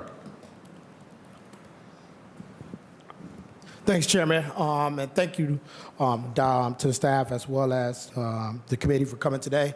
My quick question would be just in line with some of the questions that Councilwoman Gray just mentioned. One of the things I do have been dealing with for over a year is on East 69th and between Cedar and Central. Mr. Rucker Garland is a homeowner.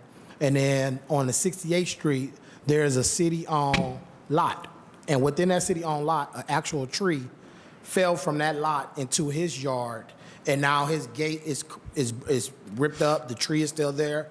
I was trying to work with Director Frank Williams to figure out ways to get that up. But obviously everything started changing and with so much going on. One of the biggest concerns is, okay, this is an actual city-owned lot. We looked it up, we figured it's a city-owned lot, and the tree fell down into now a private personal lot, and that tree is still there. Mr. Garland is a senior, retired.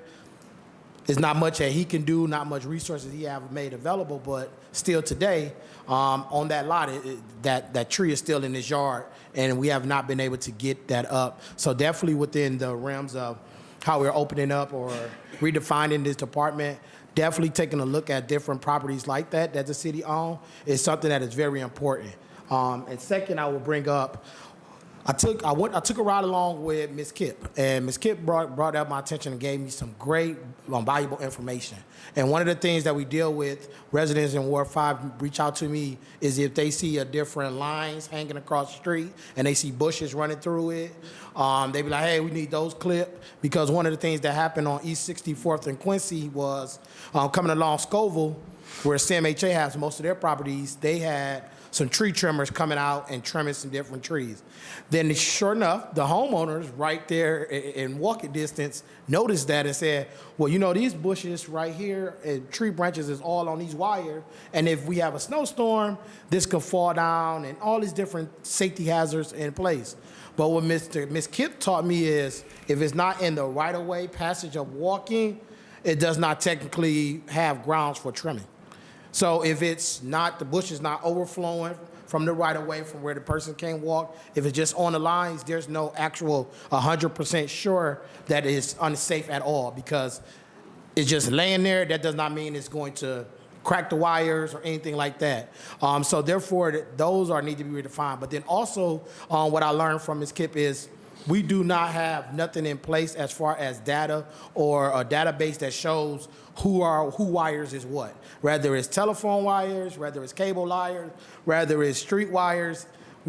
If she mentioned that she would then have to go through the Department of Justice to find out who wire it is. So definitely within this department, I would just want to put a request if we can have some type of research or look at some type of analysis on what wire is what wire, and then if we need to put some legislation in place to require these people to upkeep and the maintenance of their wires, I think that can help the department as well, because if it ain't law, evidently it's not something you can hold people accountable. So I definitely would like to work with the director as well as the department to figure out which wires is what, and if we want to require different companies to have in their responsibility to take up, to address the maintenance of these wires, I think that can really help us out a lot, and that's all I have, Chair. All right, thank you, Councilman Starr.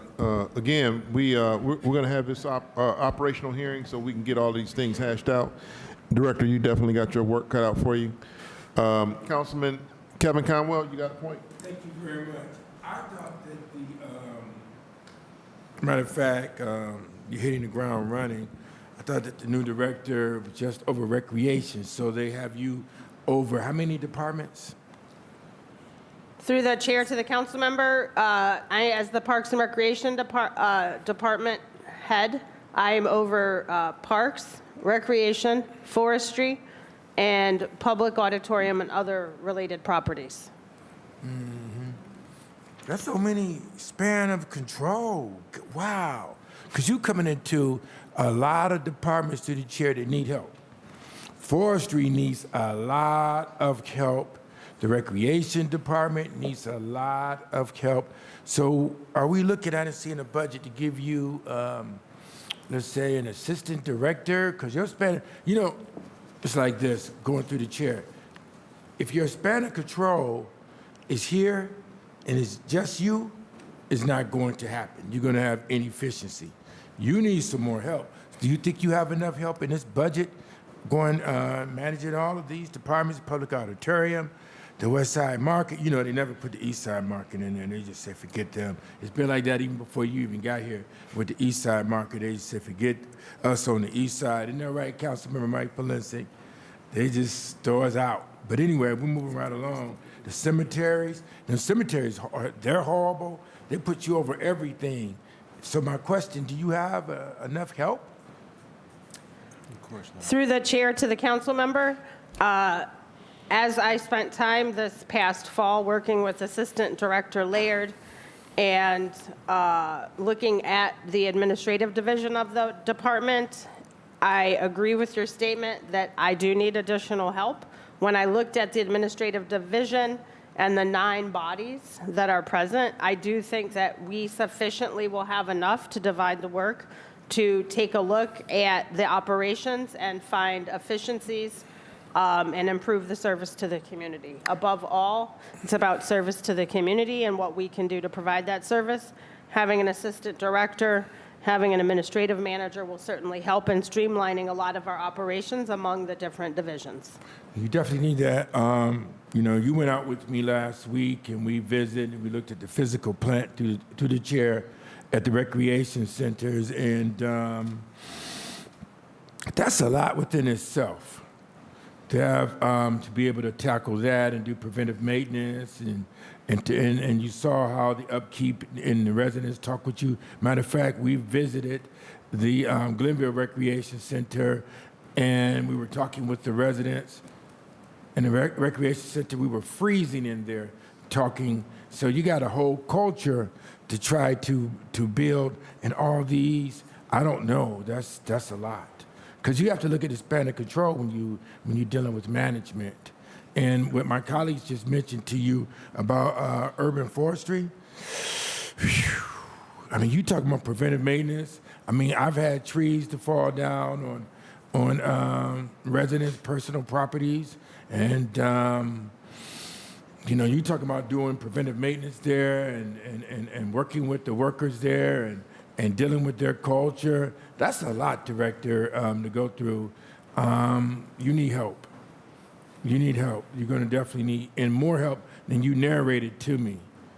Because, I look at it and I watch it. With the trees, and we're looking at prevention, the residents, you got to get on top of that for me and my colleagues. Because when the trees fall, especially what happened this last hurricane, it's been 2 hurricane seasons back to back in August. And you know who the people blame for that? The council members. They come to our meetings. They don't know you, Director, but they do know Councilmember Joe Jones. They do know Councilmember Starr.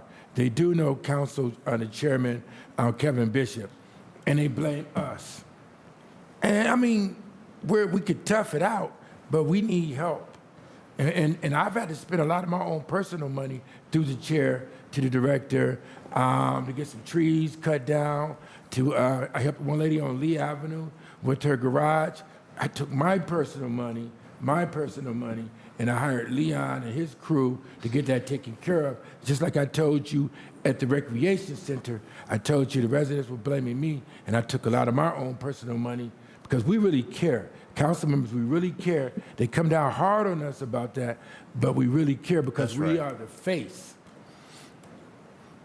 We're the face, and they'll beat us up badly throughout the whole neighborhood.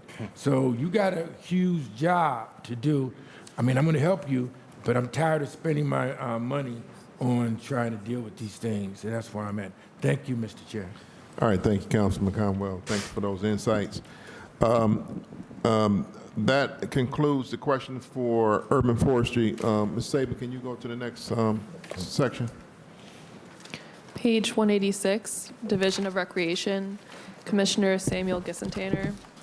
Page 187, Salaries and Wages, 2024 unaudited, $8,478,824.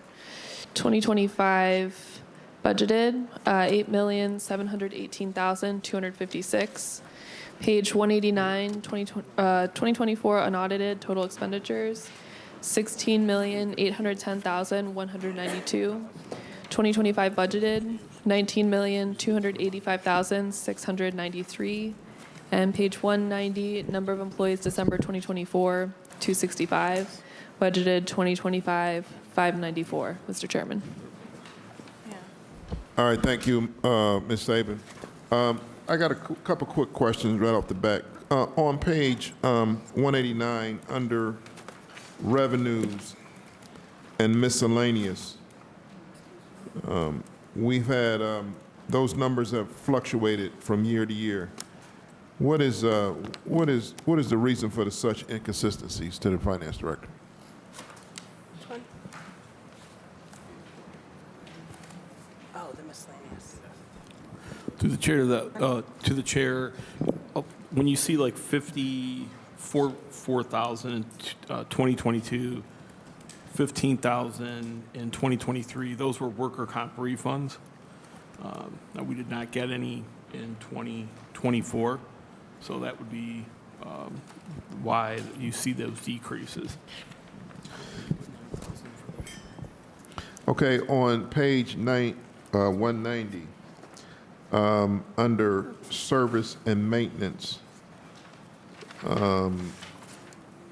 the head count going from year 2024 to year budgeted 2025, and we have from 3 to 20. Can you explain that, please?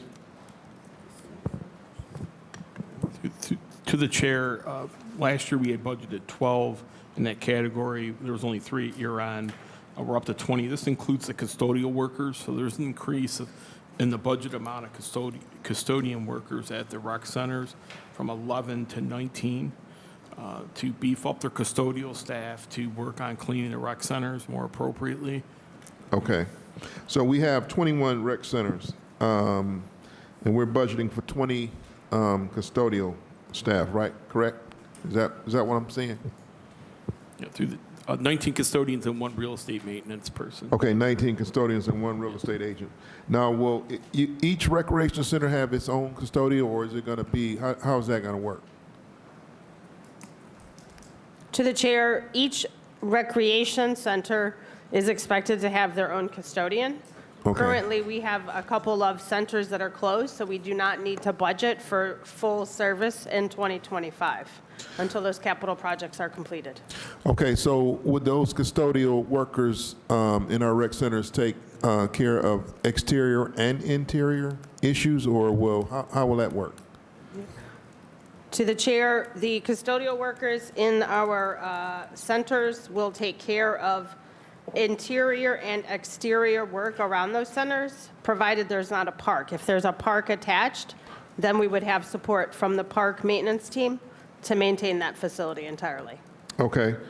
And the total full-time, are those, what contributes to a big increase? Is that mainly the custodial staff, or is that rec center workers also?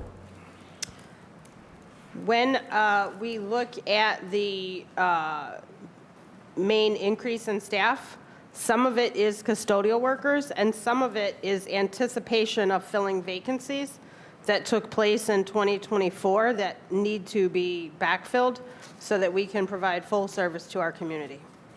Okay, and finally, on the bottom where it says total for the division, at the end of 24, we had 265. Why is that number so low for 2024? To the chair, that's a great question. We had a significant number of vacancies in recreation in the 24 calendar year. My estimation in my short time on the job, the seasonal.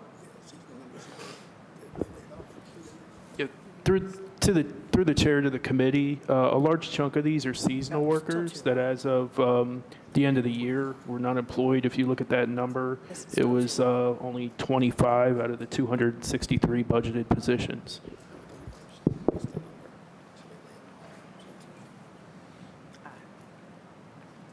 To the chair, due to the seasonal nature of the work in recreation, there's a large number of layoffs in the fall, which would not reflect in the annual budget for the total number of employees in December. Okay.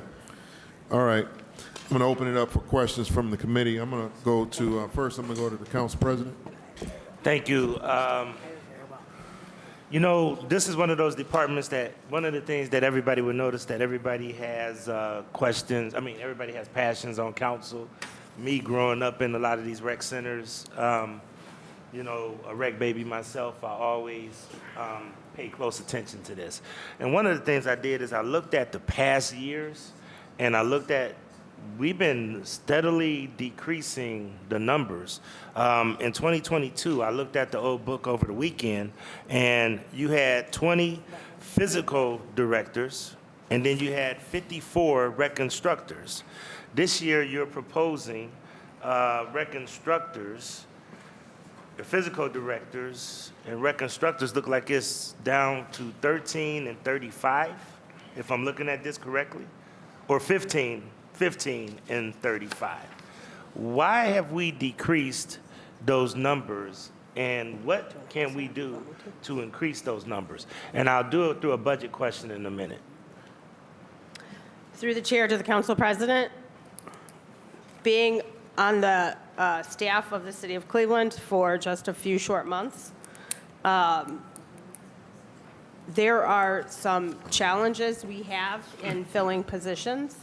As it relates to the physical director position is a full-time permanent lifeguard or head guard.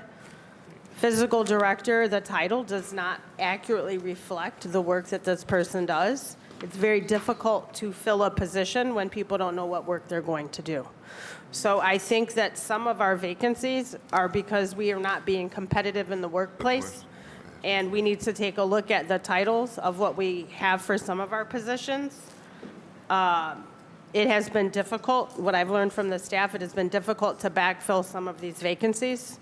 And so a lot of jobs have sat open for a lengthy period of time. It's not that these positions are not needed, it's just difficult for us to be competitive in the workplace. So, Mr. Chairman, to the finance director, how much is the average physical director, 1 or 2, salary and wages? Like, give us how we do with police, 110 for an individual, and how much for the reconstructor?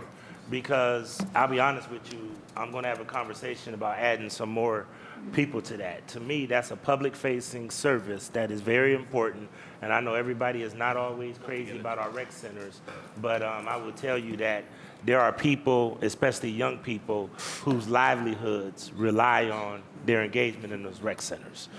And for us to continue to diminish and looking at, like I said, what we were budgeted for, you know, just 2 years ago compared to what we're budgeted for now, we're down 20 reconstructors.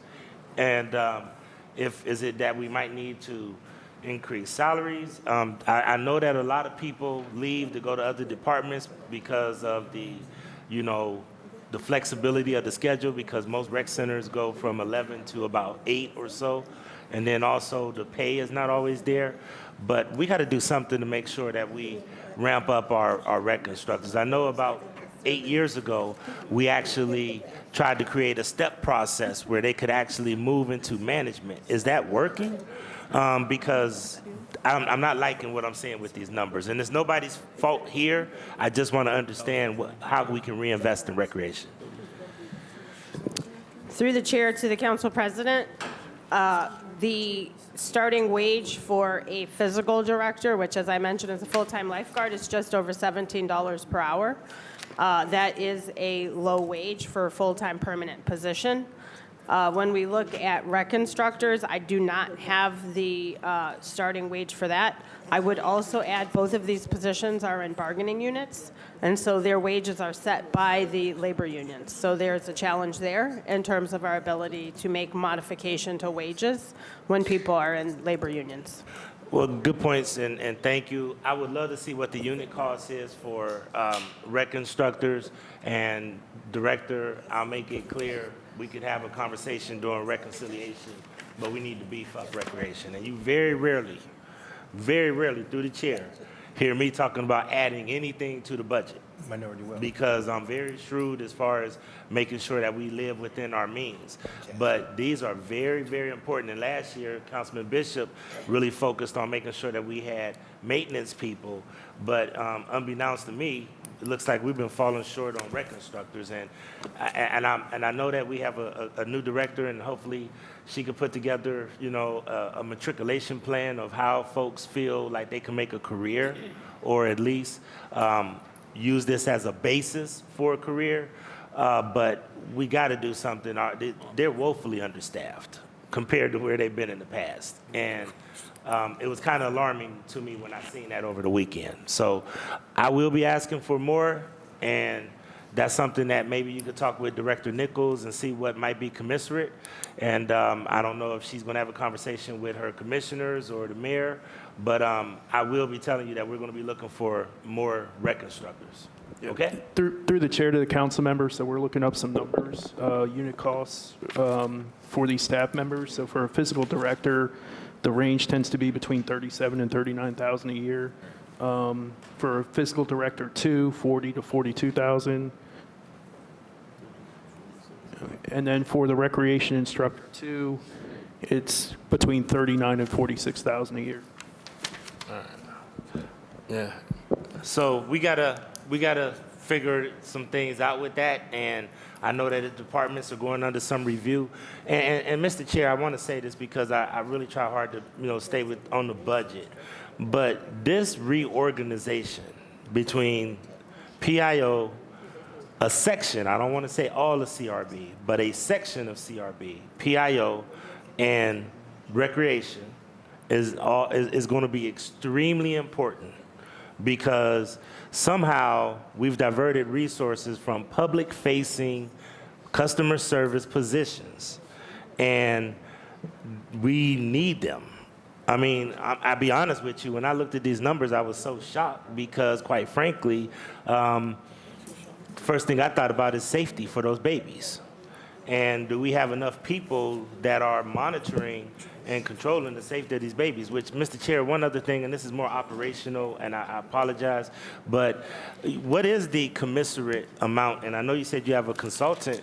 What is the appropriate amount of rec instructors versus clients? So, I know teaching and other things, they have like it should be 1 per every 10 or 1 per every 15. Are we falling low on our standards of actual supervision, which is a very serious red flag? So I just want to make it clear that I'm going to be looking at this closely. I'm always going to be reasonable. I don't want to try to come in and say just throw another $1 million at a problem without understanding it and analyzing it. But I will say that, to me, I'm concerned about safety issues if we're down that much in these rec centers.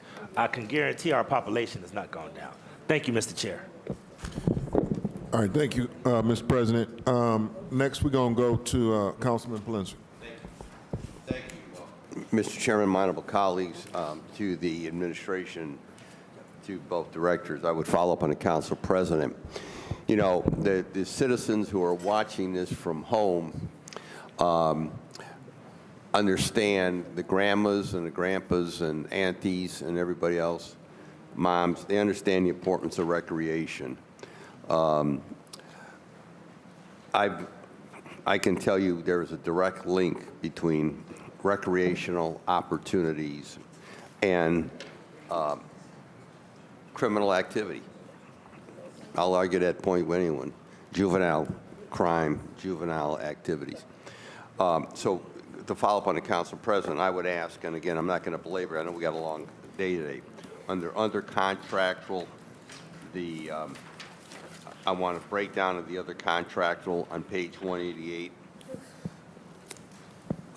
Also under maintenance contracts, a big bump there, and I'd like to understand what that is for, because we're all concerned about the maintenance of our rec facilities. I know I've got Collinwood Rec Center is just over 10 years old, and I look at the issues that need to be repaired there just from wear and tear, not vandalism or anything like that, just wear and tear.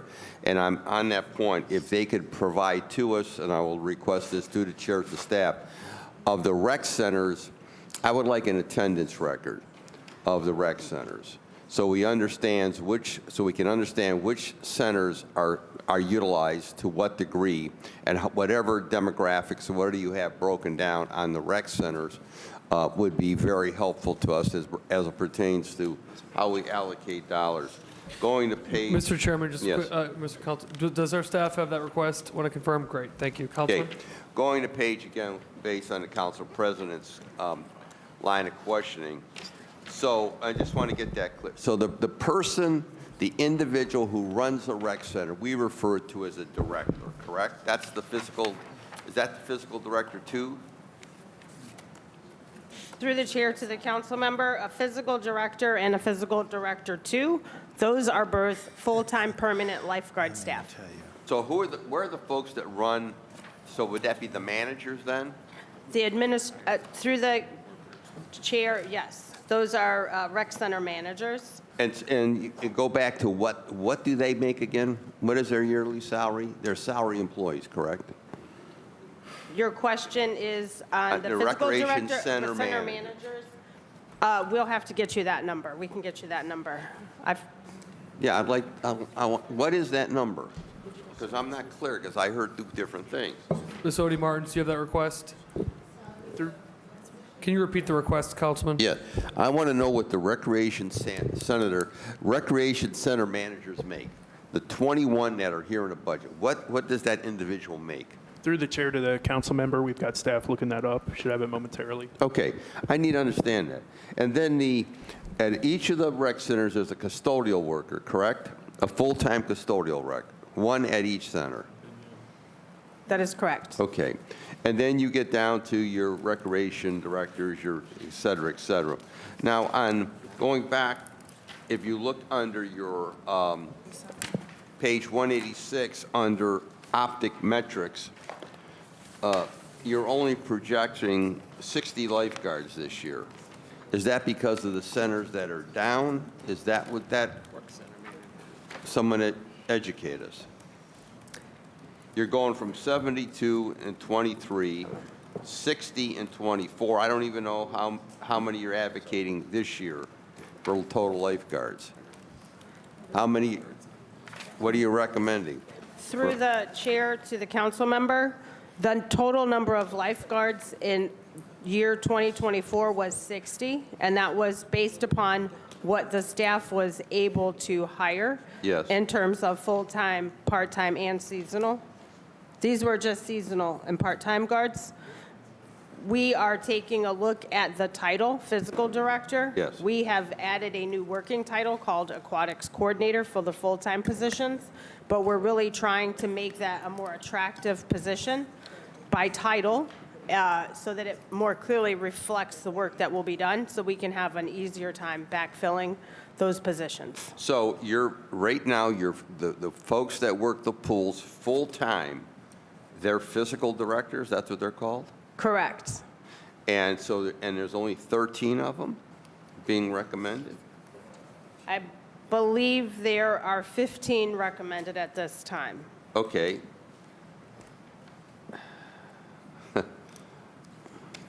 You know, I got to tell you, I won't belabor the point, but we all know we've been reading every day about the Browns and what the Browns want.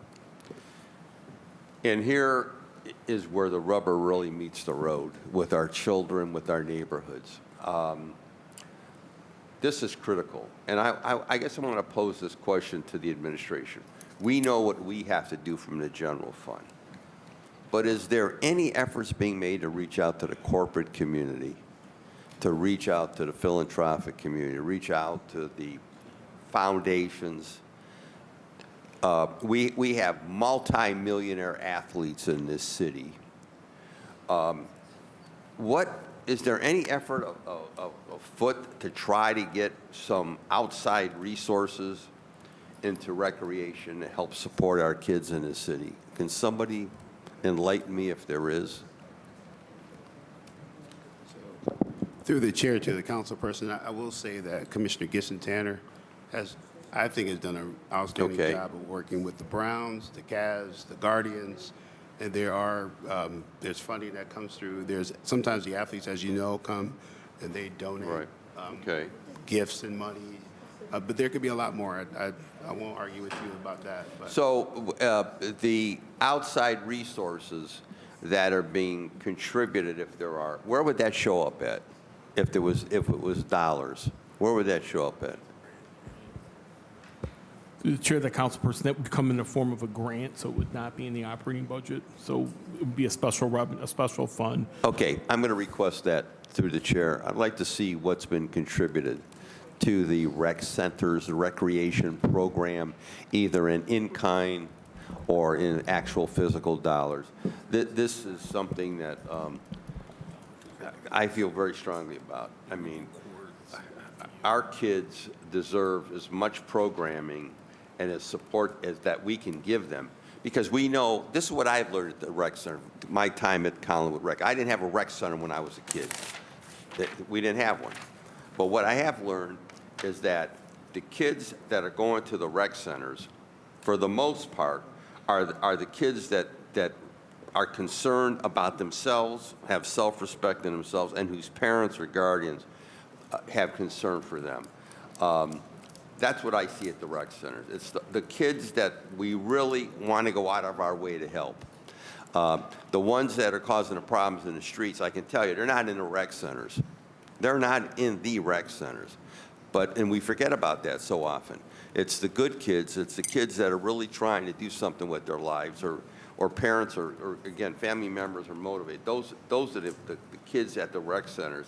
And we got to figure out what we can do to enhance their experiences. And then again, Mr. Chairman, I will tell you, when I look at the grounds of the Collinwood Rec Center, I will tell you right now, if things don't improve, I'm going over there myself with trimmers and weed whackers, because I'm sick and tired of looking at the shrubbery and nothing getting maintained over there. We spent approximately $11 million to build that facility. And when I can't get the bushes trimmed, when I can't get the water retention thing in the front, whatever that thing is called, that's supposed to take water from the parking lot, when I can't get that thing cleaned out and adequately maintained, I believe city facilities has got to look as best as possible. We got to send the message in our city that city facilities got to be maintained.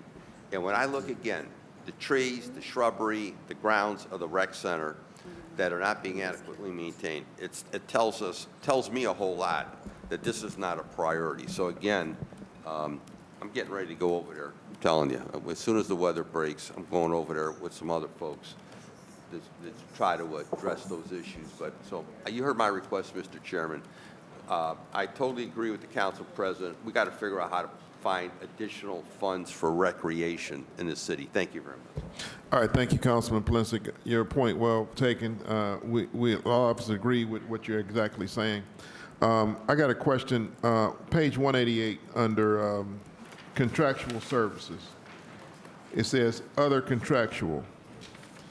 We got budgeted $3.5 million, up from $2.9 million, well, almost $3 million. What is in that figure? What comprise? What services are we going to pay for out of that other contractual? To the chairman, the other contractual services, the largest dollar amount for this budget is the recreational security services, which are at the entrance to each of our centers. Okay, so how much security are we? Can you give us a little snapshot about the $3.5 million? How much of that is security? $2.4 million of that is security at the centers. Okay, so is that provided by an outside firm? Yes, that is correct. That is provided by an outside contractor. Okay. Okay. All right. Thank you. I'm going to go next. I'm going to go to Councilman Starr. Thank you, Chairman, and thank you, Director. My question was right along that contractual services with that other contractual. One of the things and one of the requests that I brought up, I believe, the last two budget cycles, one, I think, year 2023, I brought up safety and security, which is needed. Some recreation said they needed staff or security to make sure, you knows what's going on in and out. Obviously, with recreation, you have young people, young adults, elders, all type of different activities going on, so having security. But one of my questions is alarming is that we're paying for security services when we have police officers working 12-hour shifts. So it's like we're replicating the work and spending dollars where we already have stuff budgeted. My belief is if we have, I believe it's 21, how many rec centers is it, 21 or 26? 21. 21, okay. If we got 21 recreation centers and all of our police officers are required to do a 12-hour shift, and we have second shift, which is 12 to 8 or 11:30 to 8:30. Why haven't we became smarter from our standpoint? Obviously, director just got here a few months ago to say these police officers that's coming out of the academy, you're required to work in a recreation center. That's 80 hours. Guess what? Now we talk about what is the near need is program. And one of the biggest challenges that we have, and you heard obviously from the dean and council president, is when you talk about the physical directors and you talk about the staff directors, for me studying sports and recreation and getting my undergrad in that and also working 16 years in this industry, when you want to you get what you pay for. And when you talk about $16 an hour, $17 an hour for these positions that equate to the $39,000 and $42,000 salary, on a second shift, and you're including to me to work on Saturdays too, I don't have no time for my family. So when you start seeing people not coming into recreation centers as far as hiring people, that's a problem because of the hours and the type of demand of the job for the little amount of pay. Now, my biggest challenge is for this budget cycle is, one, how can we explore these options instead of paying for security services to create a collaboration where this dollars already is there. We say we want more police in the streets. We want more police in the community. Well, how don't we put them inside of our recreation centers to do the services that we're asking and contracting out, where it could be something that I just want to put a point for our staff to work with director as well as Park and Recreation to figure out what type of collaboration. And I challenge Chairman Bishop and the Dean, Polenzek, and Safety to figure out how can we make this make more sense for us, because we need more program dollars. So my question would be from, in addition of those other contractual services, do we have within this budget book any dollar amount for how much program services that we have happening in our recreation, as far as how much do we spend for actual programming through the Division of Park Recreation? Through the chair. Through the chair to the council member, at this time, being really new and green on the job, we need to do some analysis in terms of program participation by season, by program type, by recreation center, by just a lot of demographic information.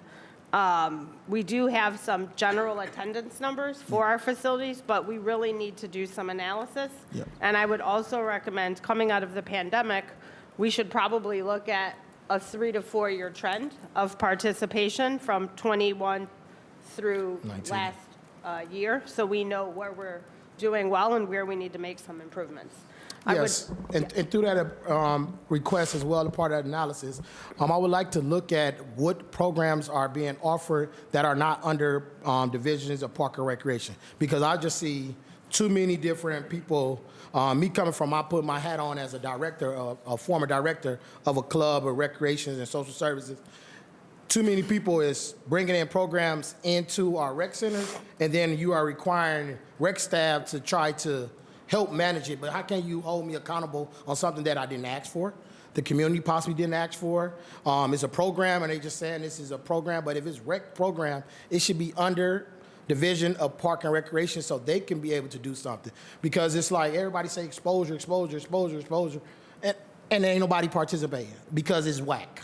If the program is whack, it's whack. You can tell by the numbers, and just signing in does not take credit as participation. So in order for us to retain and get the most out of our dollars, Park and Recreation, we need to look at what is actually happening, and the director needs to have full autonomy to make the changes that she need or the recreation centers want, as well as the managers. When I was a director, even though we had other directors of different programs running stuff and throughout the Boys and Girls Club, we had exposure week where we could get offered 3 or 4 things, and then from the kids as well as the manager was able to coordinate, hey, this is something that we want this season. This is something that we want this season. This is going to be good. So therefore, we can then say, okay, why aren't people participating if this is something that you ask? And right now, I do not see that. I know they say they be partnering with each other, but I believe with a new director and a new department, she should have the autonomy to be able to determine what is going on, taking place inside of rec centers as far as a program to be able to address that. And as I wrap up, Chairman, I definitely want to say thank you, Director. Nichols, you are doing a great job just for you having the experience. And I know it's tough for you because you're trying to fix something that has been broken for decades now. And one of the things that I believe your passion and your background, which I don't understand is Director come from Shaker. And if you want to learn about a recreation program, go check out Shaker Recreation Program. Yes, you may say a smaller city, but if the program works, it works. It does not matter how big the cities are. It's all about having the autonomy. And I'm sure in Shaker, if it was in them rec centers or in that rec center, it was something that came across our desk. Not somebody just contracting other things out, saying we partnering there.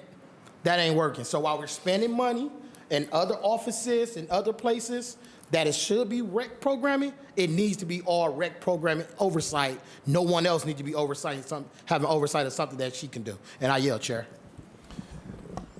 Yeah, through the chair to the councilman, I'd just like to point out, we can get you this list, but there is funding rolled up in that 3.5 million. The 2.4, as the director mentioned, is for security services, but we also rolled up in that we have $160,000 for youth football leagues, $150,000 for the CWRU youth sports program.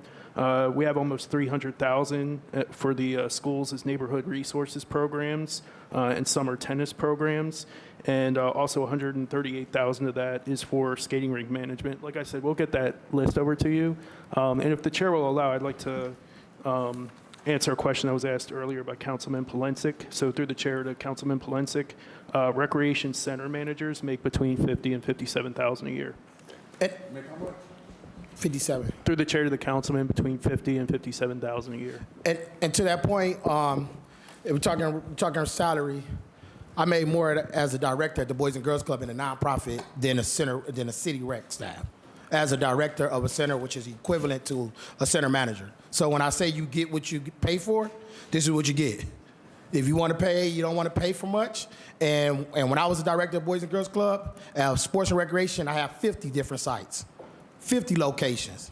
And if you're going to tell me you want me to work 11:30, I was working 11:30 to 7:30 on average. And you want me to be able to make sure the quality of programming is in there. That means I have to have the autonomy.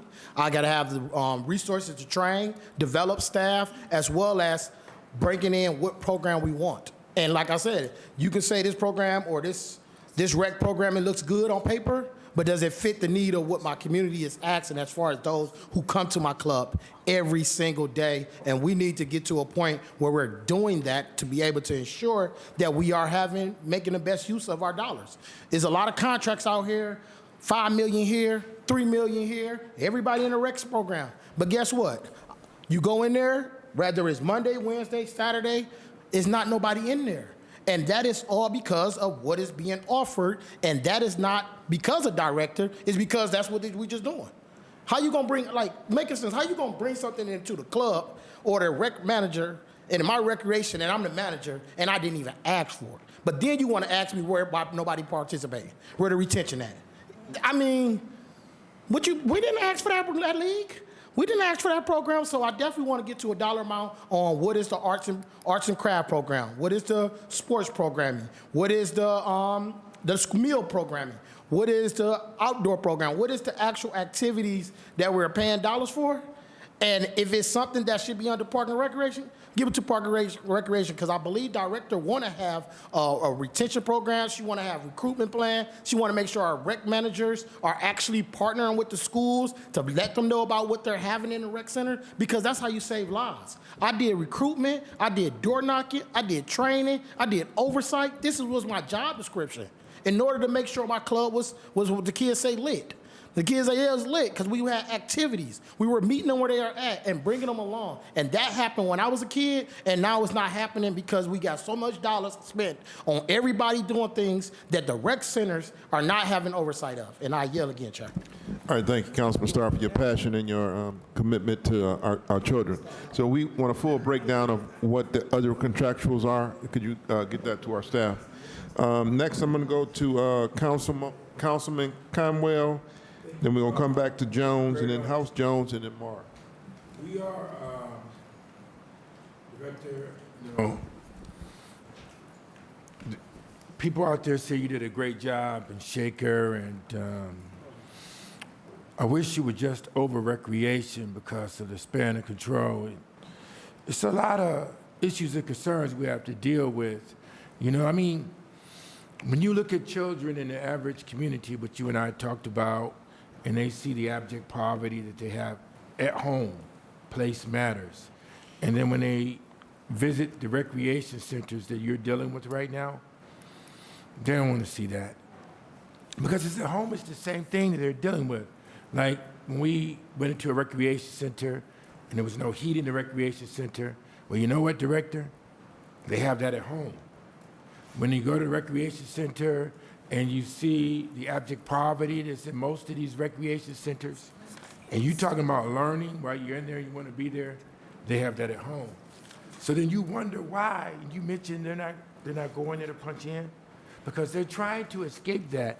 The Councilmember Mike Polisic just narrated to you. A lot of them go there because they want to learn and they want to, but when they see the same thing that they had to deal with at home and they go there, that's not gonna. Then you got showers at some of the recreation centers. Some of the children, well, they're going there to get a shower so that they can go look for a job or something like that, but when they go in there, the shower isn't working.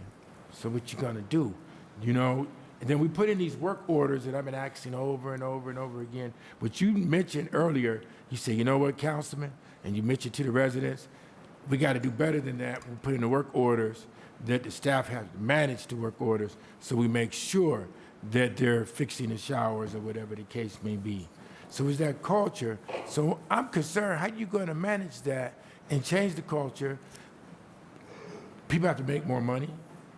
We know that there, because you're talking about changing, and you're going to talk about even looking at the workloads, doing cross-job training or job enlargements, and they're going to look at that. You mentioned $17 an hour. Well, with this high inflation, that's no money. That's no money at all. Yeah, or right. You mentioned Amazon. Those kind of places, you got a lot that you have to do, but you're span of control. And then with safety, to the council, to the chair, President mentioned earlier, well, the police, I think you need to touch bases with the sheriff department also and see if they, so that they will have pictures if someone is coming there that is a sex offender. We need to have relationships with them so that we can see when they go through our doors so we can protect our children. That's very, very important. And then, you know, your playgrounds. I mean, I've called them in several times over and over again to have park maintenance clean and high grass, high weeds. And then they see that. You'll see this summer. You will see this summer. You'll get our phone calls. You got to clean the trash. You have to clean the debris. We have to do preventive maintenance in the playgrounds. All those kind of things just don't happen. And we got to get that taken care of, Director. Let me see, parks need to be clean, recreation centers, I narrated on that. And you know what, with safety, and you know this from being a fellow former police officer, one thing about safety, if a place is clean and it's maintained, and the parks are clean, and we have preventive maintenance in the park, you have a higher probability of having safety there. You know, and I'm gonna yield with this. We need to recruit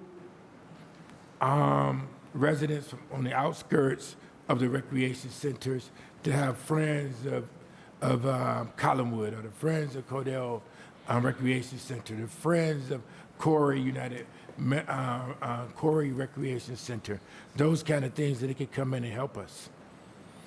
And I know I gave you a lot, mentioned a lot, but I truly care. And being there, you seen when you went there with me, everybody know me from being there. And they said, the councilman, we visit, all of us, all of the council members, we visit our recreation centers a lot, you know. And I yield to you, Director. Through the chair to the council member, I really appreciate your comments in regard to the condition of the facilities and the types of programs and services that we provide. It is a big task. I spent over 2 weeks just deciding if I wanted to apply for this position. As a part of my decision, I visited parks, I visited centers. You did tell me that. And I was a little taken aback by the conditions that I saw and the hours of our centers. I like a good challenge. Rome was not built in a day. You can't eat an elephant except for one bite at a time. It's going to take time to do the work. It's going to take time to build the services that I hear the council members say that they want. And I'm committed to making those improvements and making sure that all of your residents are safe and comfortable using our facilities. And it's a lot, and we can all do it together. We have to work as a team, both the legislature as well as the administration. All right. Mr. Chair, I really mean it with the sheriff department, looking at the sex offenders, whatever the case may be. Gotta give it to the police officers in these recreation centers so that they'll know they come in and know where they go. Thank you, Mr. Chair. All right, thank you, Councilman Conwell. Councilwoman House Jones. Thank you. Just a couple of questions. The contractual question that I had was answered. Going on page 186, so these numbers, I know Councilman Starr had brought up about just attendance at many of the recreation centers. Depending on, well, no, I mean, again, I frequent going into my rec centers, and the numbers that are reflected here, and again, are those unique visitors or repeat visitors? Admissions. Through the chair to the council member, I believe the admittances would be visits to the facility. I will have to check to see if they're unique visitors or if they're repeat visitors. I don't have that answer right now. And through the chair to the director and the team, is this based on the Civic Rec platform? Through the chair to the council member, the admittances would be compiled from data using the Civic Rec registration system. And I will also need to check because I believe there's some sign-in sheets for some of the other activities that we do, and I need to make sure that all of those numbers are reconciled together in admittances. Right, and so we're not going to belabor this, but when you look at just the differences from admittances versus the organized program participation, summer camp attendance, summer arts programs. So one of the things, like, it just sticks out to me is, like, how is it that summer camp attendance in the time, which ideally should be a very robust attendance, has basically one of the lowest attendances? You know what I'm saying? It's just some things that just I'm not understanding, right? And really being able to look at, so we talk about organized program participation, but being able to have a clear portfolio of what are the various programs, what is the participation, is this overlap, with the contract work that's done with the other entities, just getting an idea on that. Get into the budget. So I'm looking at page 187 under other training and professional dues. And if you can just talk about just the breakdown under travel, tuition and registration fees, training, and professional dues and subscriptions. Can you talk about that, please? Through the chair to the council member, as it relates to other training and professional dues, travel, in this instance, has been attributed to the AAU travel basketball program. That was something I identified pretty quickly in my tenure. It is not relating to professional development for our team. It should be coded elsewhere in the budget. As it relates to training and development for our staff, there are a plethora of parks and recreation trainings and services, as well as two main professional organizations for which our staff members should be a part of, both the Ohio Park and Recreation Association as well as the National Recreation and Park Association. In this budget here, the training, $10,000 is a decent amount of money. Is it enough for Parks and Recreation? The department or the recreation team as a whole? Probably not. But it's a place to start. Does that answer your questions? Ish, and I'm saying ish because that's what brought up. So when you brought up the National Recreation and Park Association, how much are their dues? And I just, I'm trying to understand. $460 does not seem like a lot for a national association. And I don't know if it's a person or if it's a city. I don't know how theirs start, and if it's both the national and the Ohio associations, how is that reflective of that, or is it a person? Can you share that, please? So these professional dues for the state association, as well as the national association, we can do those as a department, and as a department, those dues would come out of the administrative division of our department, not necessarily out of the recreation division of our department. We do need more money in professional dues and subscriptions. We had to start somewhere. I would also add that a lot of this budget work was done prior to my tenure, and so I didn't have a whole lot of opportunities for changes, and so I accepted it for what it is, and we can make changes and adjustments through the year as necessary to make sure that we have the training and development that we need. We did already send 6 of our staff members to the Ohio Park and Recreation Association, which took place in February, and we intend to continue to do those things.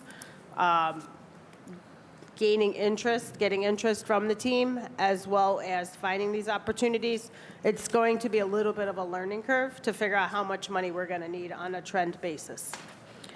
Through the chair to the director, okay, yeah, so I'm asking this because, again, it stuck out to me that it's $460 allocated for professional dues and subscriptions. When you look in the administration, Park and Recreation administration budget, it's $1,000 for professional dues and subscriptions. Again, having an understanding of national and local dues, if it is a department-wide, I just don't think it's enough. Again, I don't know it is, and if you can provide clarification for that, that would be appreciated. Separately, going to, now I'm going on page 188, under materials and supplies. So I'm just gonna go, the hygiene and cleaning supplies budget. What is that? Because again, when you do the math, it's $14 a month per building for cleaning, for hygiene and cleaning supplies, and there's no way. There's no way if what we are saying, and again, and according to the 2024 unaudited budget, we didn't spend anything. And then when you look at the historical data, with 481,561 admittances to these facilities, explain. I'm going to need to get, through the chair to the council member, I will need to get some additional information on the hygiene and cleaning supplies. Okay. I'm not sure what that is attributed to. Parks and Recreation being under the Department of Public Works prior, property management has a lot of those costs relating to maintaining our facilities and consumable supplies, so I'll need to find out what specifically this is. Can the finance director answer that question? So no, when you look at the 2024 budget, which I have, it's $3,600. It was budgeted $3,600 in the Division of Rec under Public Works. And again, it's showing that, I'm assuming it transferred over, but it's showing that nothing was spent. And similarly, when you look in the 2024 budget book, in 2023 unaudited, again, is showing a zero, like a dash line, like nothing was spent. So if someone could actually bring this up,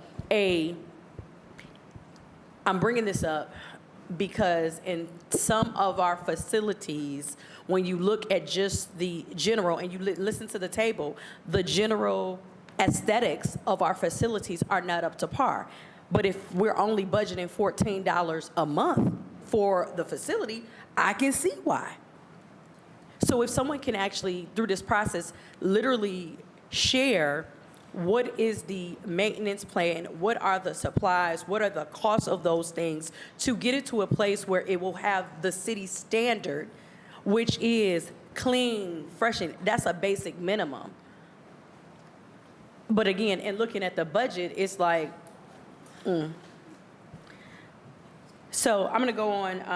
I'm trying to get through this, Chairman.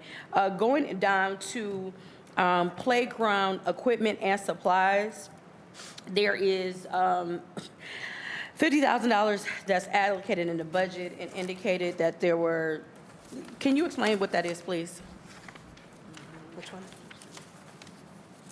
Through the chair to the council member, I will have to also look into, see what other supplies are. That was not a question that I anticipated. Okay. It could be relating, it's obviously relating to programming. I'll just need to know what programs.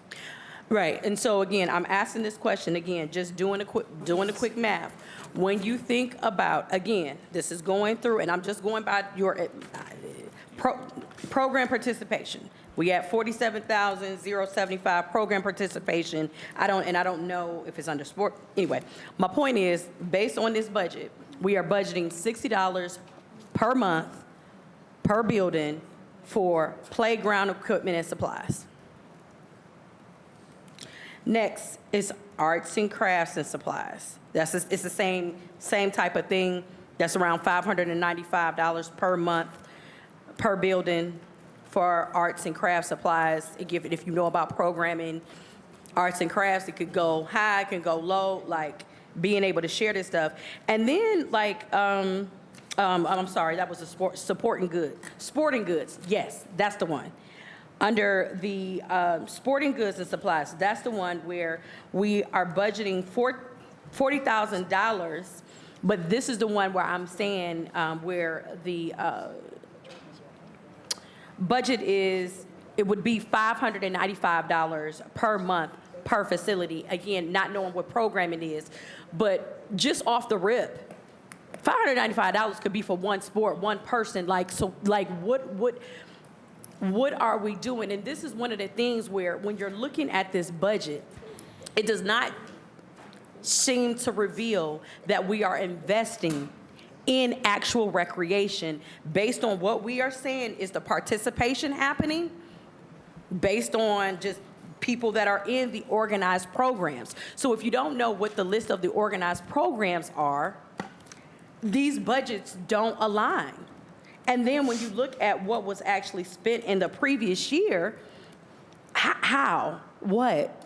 And again, this probably goes into why when you go into some of our rec centers, no one is there because we don't have the investment in the actual proper materials to actually have a thriving program.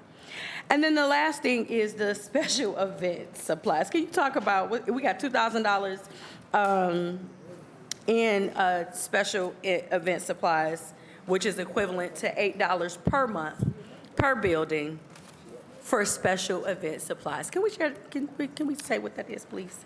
Through the chair to the council member, special events through the recreation department are not very common, so we don't have a whole lot going on, and that's why the supply number is pretty low. We do have a variety of suppliers. I would say for special events that we do have, we spend a meager amount for supplies.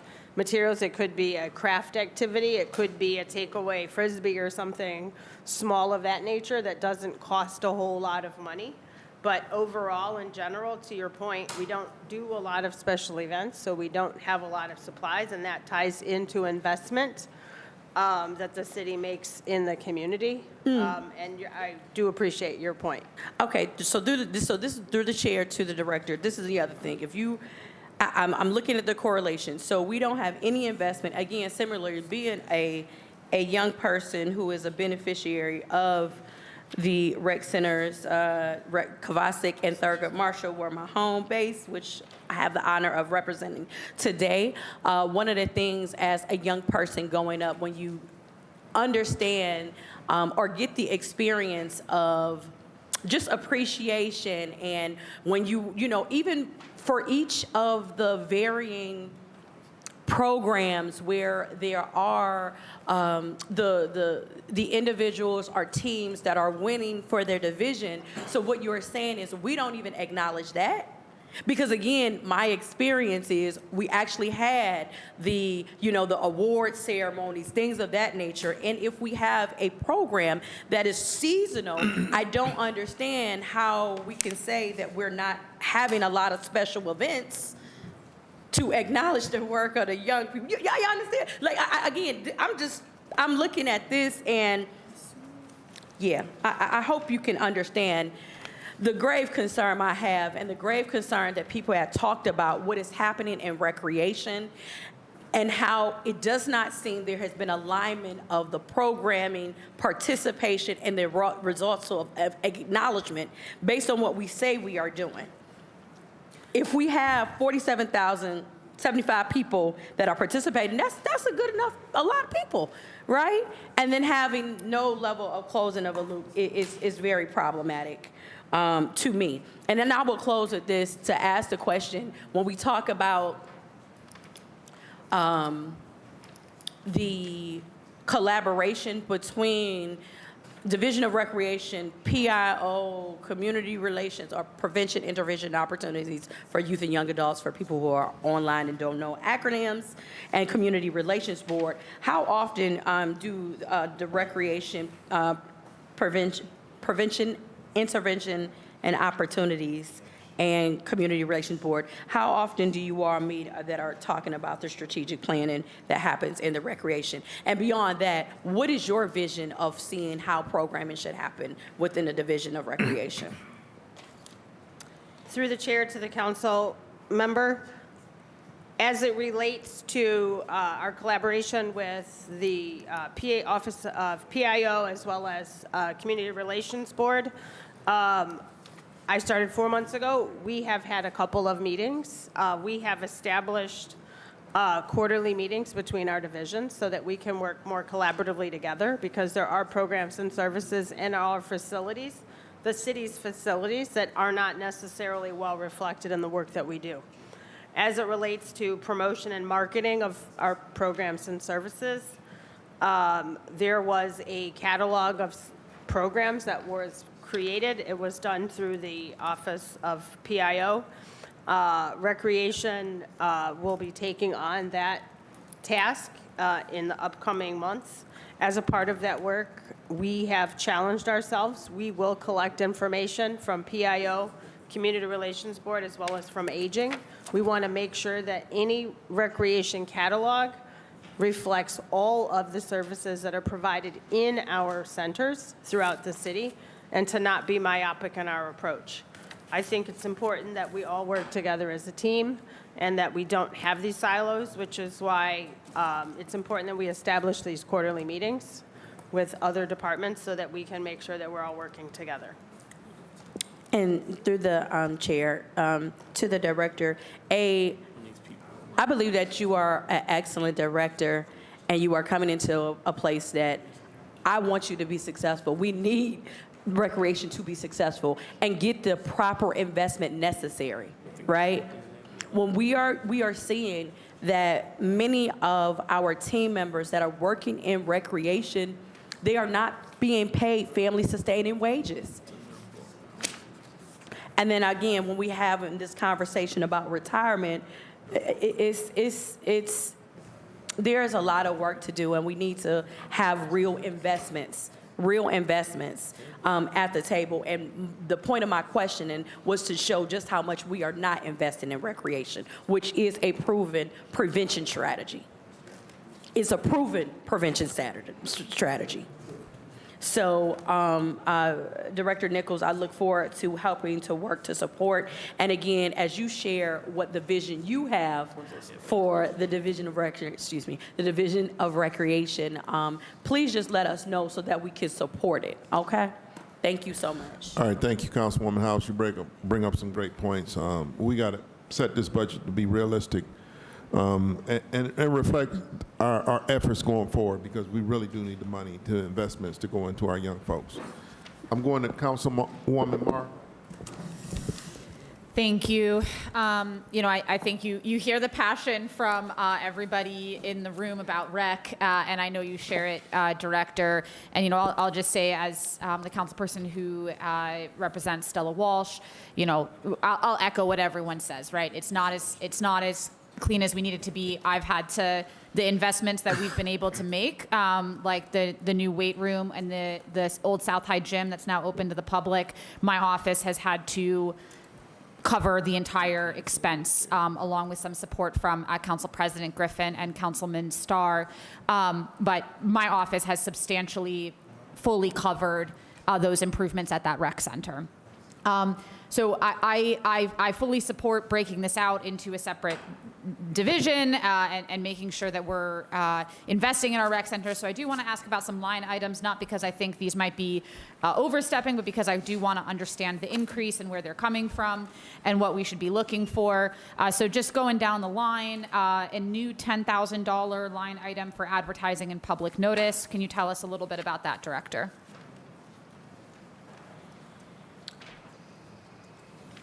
What is that? Through the chair to the council member, as it relates to advertising and public notice, there's been very limited marketing and promotion of services in Parks and Recreation. I think it's important that we do resume a catalog of programs and services available. A catalog would also include information on parks, as well as information on events and other city services through the department. That money was not projected in the past because it was not an activity that was performed under the Division of Recreation. Again, looking at the master plan has some very detailed expectations for our goals that we should set as a department, and we need to improve our ability to advertise and promote the services that we offer to the community. All right, thank you. Next is the $15,000 equipment rental. Through the chair to the council member, I need to look and see what that is specifically for. I'm just not sure. Through the chair, I have a note here that it's for the new show wagon sound production. Show wagon. Are we renting the sound production for the show wagon through the chair? Through the chair to the council member, the show wagon stage truck is rented by the city on an annual basis to provide summer programming in the community. And this is fine arts, song and dance theater type programming. Thank you. Hey, look, like I've had the show wagon out at community events. It comes to councilmatic events. I know there might be some people who are like, hey, why are we talking about a show wagon? But it actually does provide a great city service, and we use it.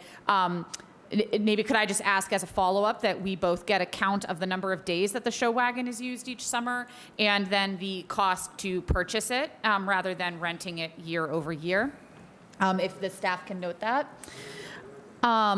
Next, under other contractual, we're going up. We've been steadily going up year over year from 2.1 million to 2.4 million to 2.9 million to this year projected at 3.5. Could you discuss the increase in that line item through the chair? Through the chair to the council member, we reviewed a few of these costs from the past. The biggest cost in this section includes security services at our facilities. The next one for 24 is Snyder Blake, which is a temporary agency that provides additional custodial workers. Recreation is a very seasonal work, and so we don't necessarily need a full scale or to overstaff for custodial workers or other maintenance workers in the during the school year, but certainly in the summertime, we're very busy. I would also add that having programming in the neighborhood, some tennis and other sport-type programs are included in this line item. And then working with City Year, United Skates Management of Zelma George, the junior golf program that is offered make up the larger items in this account. We can provide a full breakdown if that would be helpful. Yes, thank you. I'll just flag for my colleagues that the Snyder-Blake contract for custodial is somewhat concerning to me. I've seen that property maintenance is also using a lot more Snyder-Blake for custodial, even within City Hall, for standard staffing. What we know is that they are not providing the type of stable jobs that the city could be providing. So I'd like to understand how many custodial workers are staffed through Snyder-Blake, if the staff could mark that request. And then separately, in years past, that security contract has been a real cause of concern at facilities like Stella Walsh, because we can't have the gym open without the proper security staffing, and the security contract we have has not been providing the required personnel. And so through the chair, would you provide an update about how you think that contract is going, and whether you have ever heard of our security provider not providing enough security staff for our facilities to operate as they should? Through the chair to the council member, yes, I am aware of the issues with our current security contractor. Due to the timing of the agreement and the city's desire to issue an RFP, we did extend that agreement with the provider with the caveat that we were going to work with them more closely to make sure that they were providing the staffing that we expect them to provide. I would also add that we spent a lot of time, and a lot of this started prior to my tenure with the city, was working on a RFP, a proposal document, so that we could more accurately try to get the right people in our facilities. We're looking for a service more like a school resource officer and less of a police/security officer. So the contract with the current provider was extended. We're working with them to make sure that they are staffing on a more consistent basis, with the plan to have RFP out so that we can select a vendor to provide better services. Thank you. What is the timeline for the extended contract, and what's the timeline for the RFP, through the chair? Through the chair to the council member, I will get those dates for you. Okay, all right. If our staff could note that as well. Moving on down the line, chemical material and supplies, it's gone from 100 to 200 to 300 to almost 700. Could you talk a little bit about the increase in chemical acquisitions, through the chair? Through the chair to the council member, a big bulk of that item is chlorine for the pools. Whether or not we have physical directors or lifeguards, whether or not people use the pool, we always have to use chlorine. I would say that the chlorine price was through the roof in 2024. That contract is through November of 2025. I have worked in the past with consortiums to have pricing be more competitively provided.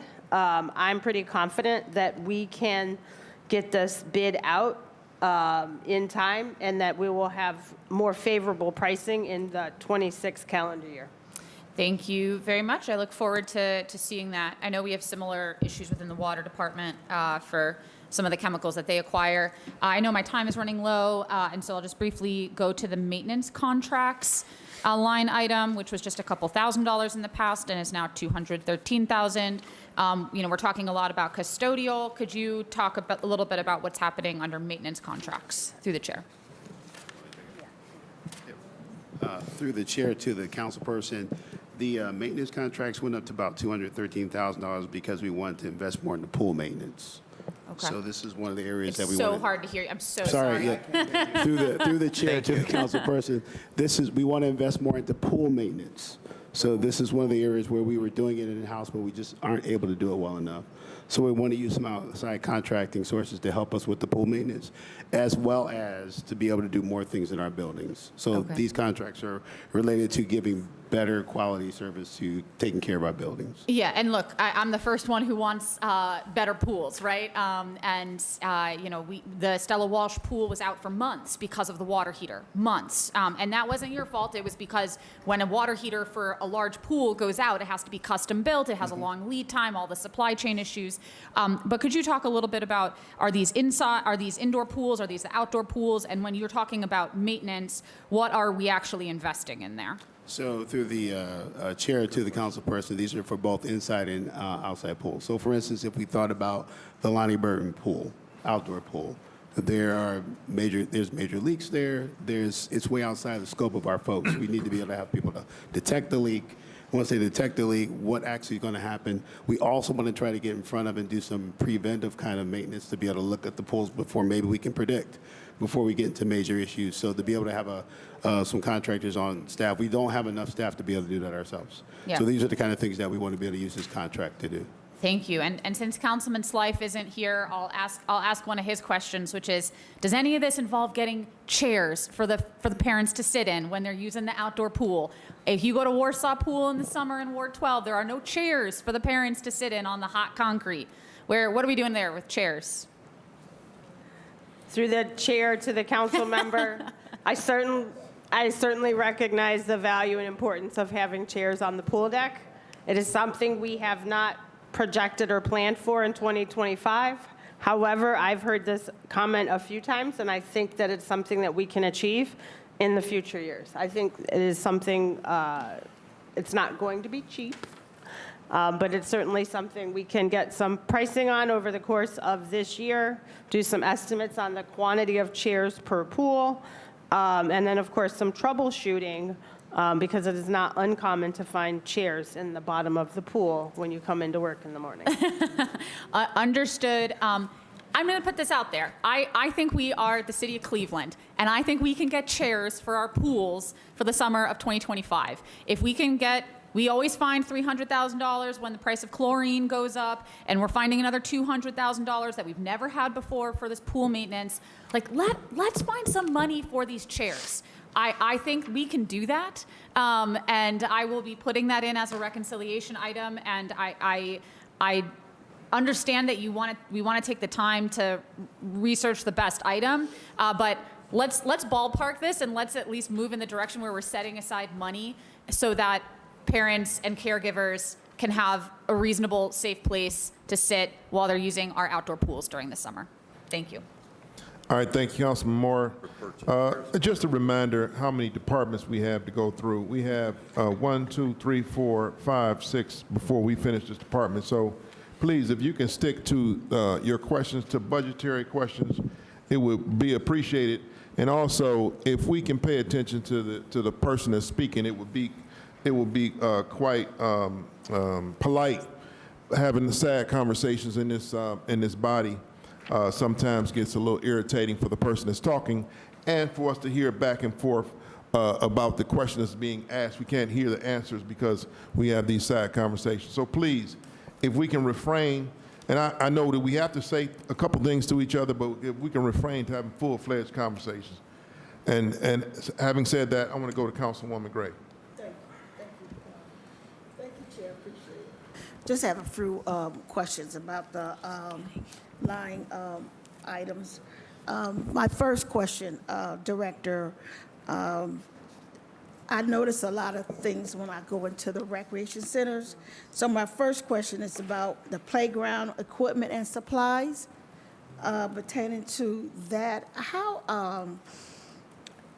is that measured, or how do we invest in playground equipment and supplies? Director. Through the chair to the council member, I believe you're referencing the line item on page 188. I'm sorry, 188 under materials and supplies. Thank you.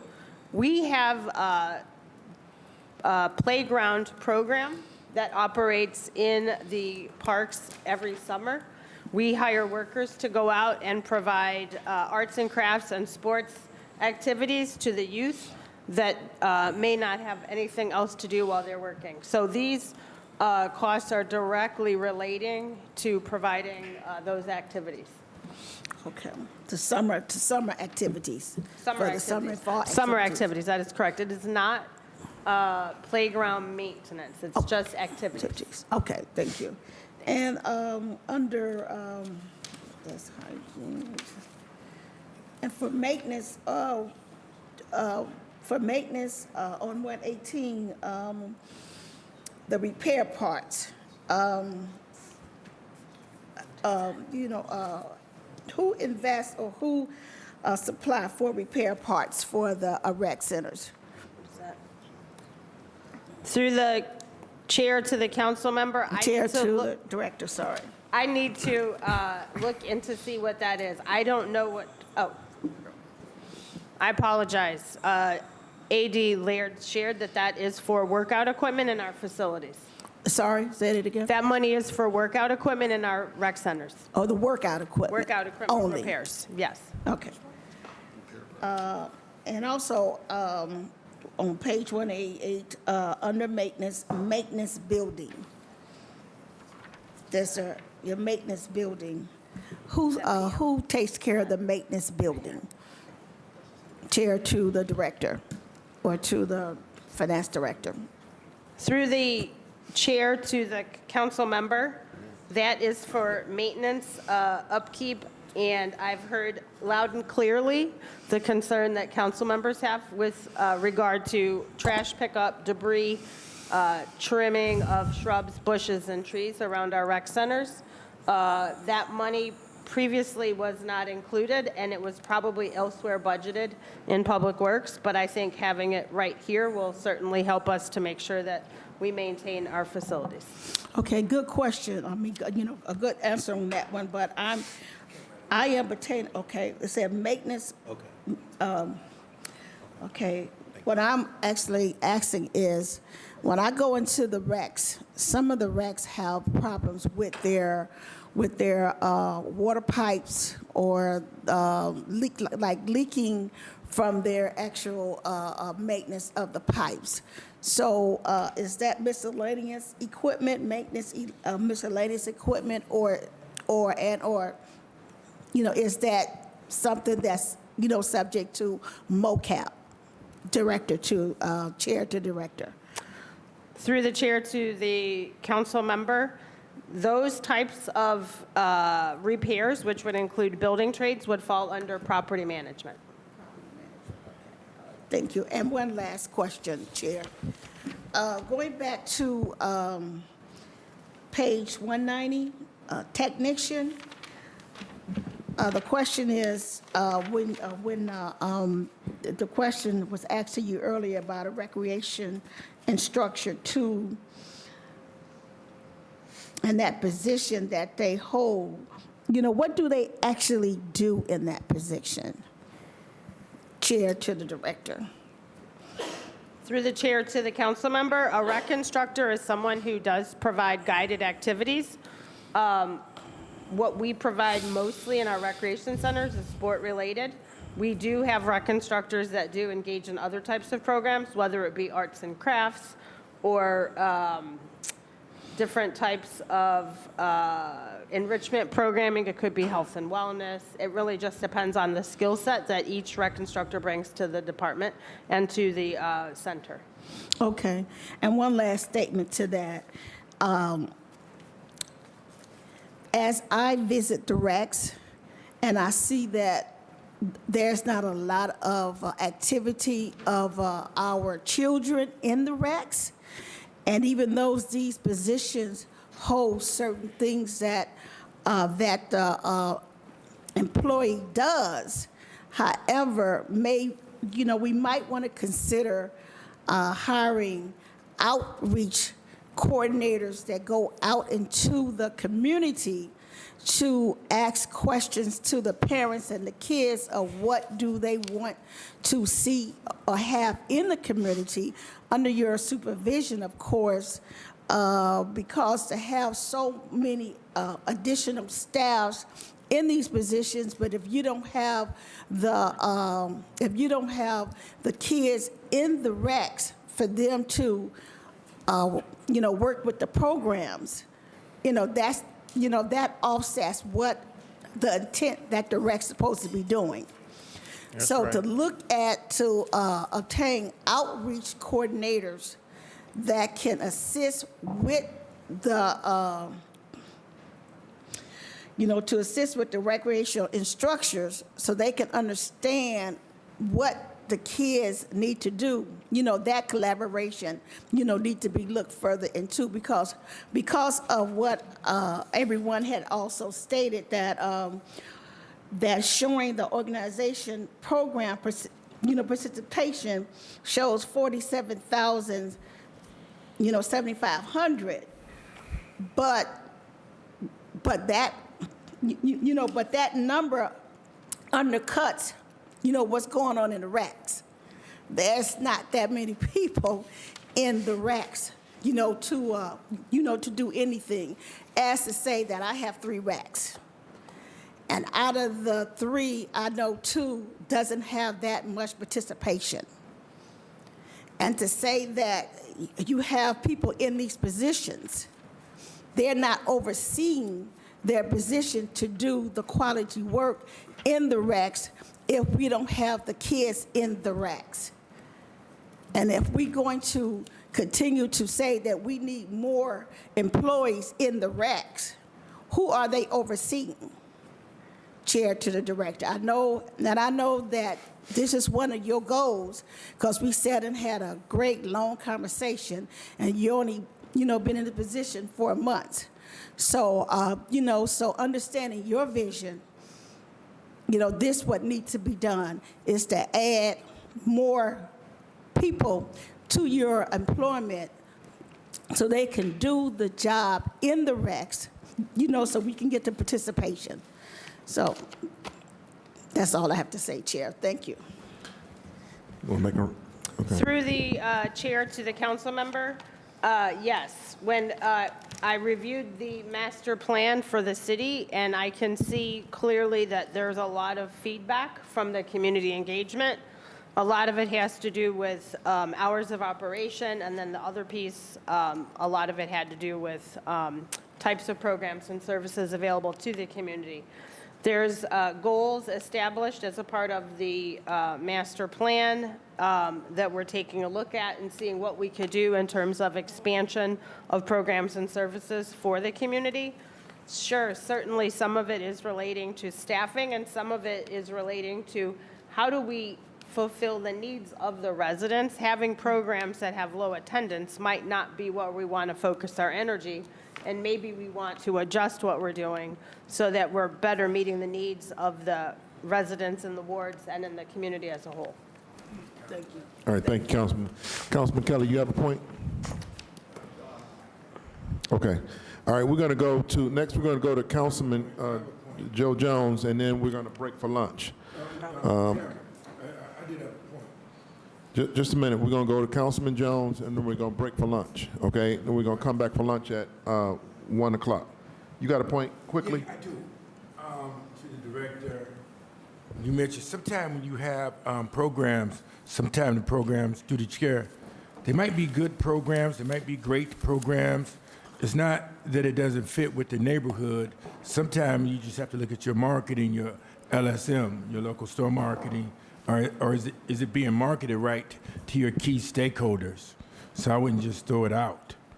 And that's my point there. Okay. Thank you. All right. Thank you, Councilman Conwell. Councilman Joe Jones. Thank you, Mr. Chairman. To the director, you, first of all, congratulations and welcome to the city of Cleveland. I've had an opportunity to speak with you previously concerning the challenges of the department. And Mr. Chairman, like the president of Cleveland City Council, I am also a recreational baby who was more or less raised up in a recreational facility. And to share my experiences back then is just so valuable. the experience, the growth, the exposure, the programming at that period of time, and then looking at it now in the lens of an adult. And so, Mr. Chairman, it leads me down to a series of questions, Mr. Chairman, that I have for the director as relates to this budget. I know some of the stuff has already been touched on, so I won't try to hit some of the stuff, but some of it has to be kind of like re-asked again, just to get a better clarity of what's actually happening. Mr. Chairman, to the director, when I came back to represent our neighborhood in 2018, we had the John F. Kennedy Recreational Facility. It had woefully fallen behind in disrepair. It was really unclean. It had mold in it. It was really a horrible facility, so much so that I was very frustrated with the previous administration and their approaches on trying to set the tone of an environment that truly would enhance the quality of life of our residents. And it didn't take place, it didn't happen, and I found there to be a culture in our recreational facility of not being where we ought to be. Our systems of thought were all the way to the bottom. And coming in at that period of time, Mr. Chairman, and being frustrated about what's clean and not clean was horrible to me, to walk into a recreational facility and see it so dirty. And so that brings me to these series of questions where we started on page 186. And I think that one of the things, my suggestion, Mr. Chairman, as it relates to our budget, is that some things are just too obvious that we really didn't try to really put the metrics in place or the numbers. So if we go here to page, Mr. Chairman, East 180, about to say East 186th Street. If we go to page 186 and we look at the output metrics, we can see that these output metrics for 2024 is a complete match to the output metrics in terms of historic data to 2023. And why is that? To the chair, to the council member, can you repeat that question? The output metrics, and then I'll just elaborate a little bit more on it. When I look at this general fund book, it tells me that you had a number of visitors at 481,561 people. Then you show organized program participation ran by the city at 47,075. And then total lifeguards, you have 60. And then you have summer camp attendants, 720. And then you have summer arts programs, 4,245 programs. When we look at last year's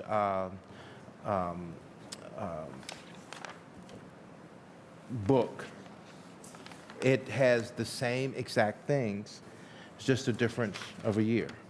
But the metrics are the same. How did that happen, if I may ask, Mr. Chairman, to the director? Through the chair to the council member, I need to look at that more closely. I pulled up Mr. Chairman, I have the floor and no one else does. May I, Mr. Chairman, submit this here to the director so she can take a look at it? I don't know that we have. Is it the same as? And Mr. Chairman, I would ask that, you know, if another member would like to say something, that they would go through the chair first, Mr. Chairman, Duly noted, Councilman. as a means of parliamentary procedure. I ain't gonna even start today. I'm not gonna start.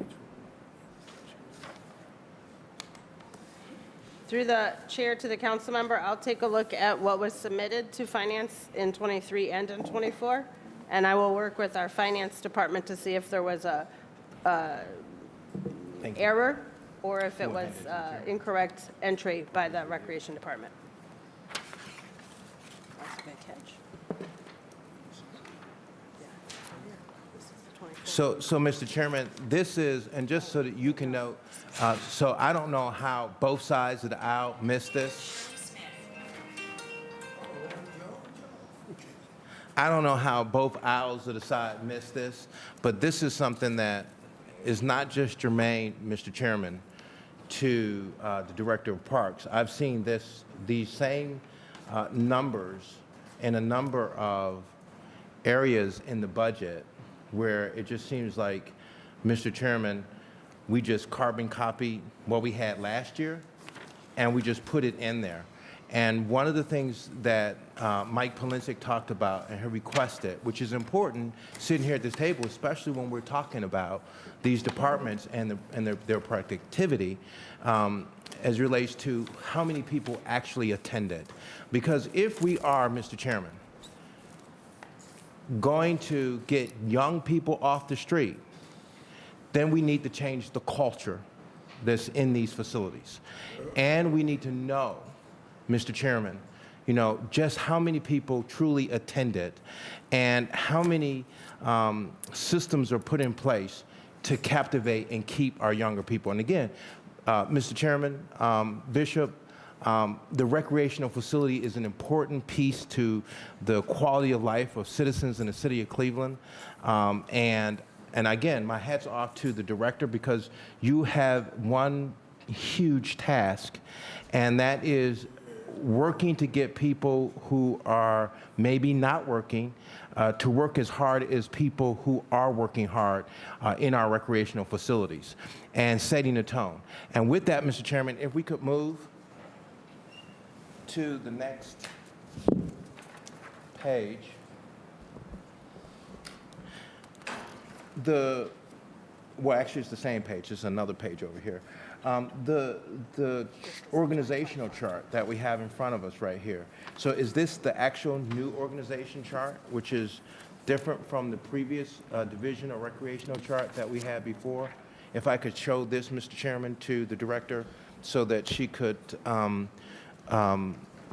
answer the question for me. Mr. Chairman, Yeah, we have it over here, Council. They have it over here, right? Organization We chart. don't have this here, Mr. Chairman. This is February 1st of 2024. We're in the budget book of February 21st, 2025. Okay. The organizational chart is completely different from the organizational chart that's in here. So Okay. if We'll I take could, that. Mr. Chairman, give this Okay. to the director, as you can take a look at it as well, so that you can tell me if anything here has changed and if, what we're looking at right now is the new way of things. Through the chair to the council person, last year, because we did not have the head count sheets, we had a more detailed organizational chart. This year, we moved to a summarized organizational chart for all the departments because we put back in the head count sheet. That was substituting for the head count sheet, and that's why it would have numbers of each of those positions. But now we have the head count sheet back. We went to a higher level org chart across the board. So I guess the question, Mr. Chairman, I understand this here chart here gives the number of people in the various different positions, but is the chart the same? I know you're giving a head count here, but is this chart basically the same chart for the recreational facility system that we have in place right now? Is that chart the same? Is the command staff starting from the top all the way down? Through the chair to the council member, the chart that was presented in 2025 is different in that it just is simplified. There have been no significant changes in terms of leadership in the Division of Recreation. So then the chart that we're looking at, Mr. Chairman, for clarification to Director Nichols, is really basically the same thing. It's just more streamlined approach or look in this new chart that we have is pretty much the same. It just doesn't break it down in depth. Is that what we're saying, Mr. Chairman, to Director Nichols? Yep. Through the chair to the councilman, that's correct. So we went to a more simplified form. We found that last year when we got questioned on the org charts, it's very dynamic. So people quit, we changed position titles. So by the time we actually create a very detailed org chart to the time that we actually presented in budget, my understanding, which obviously I wasn't here last year, was there were a lot of questions on that. because of the dynamic nature of it. So we decided to go and we looked at what other cities did in their budget book and went to a more generalized format so that it would be correct at a higher level as opposed to getting too granular and having inconsistencies with the org structure. But to answer your question, it should be the same general structure. We just didn't go as far down into detail for those reasons. Okay, Councilman Jones, you want to wrap it up? Thank you, Mr. Chairman. I do have other questions on the budget for this, but I will, if you allow me, I appreciate maybe a minute or so, and I'm going to wrap it up within this minute.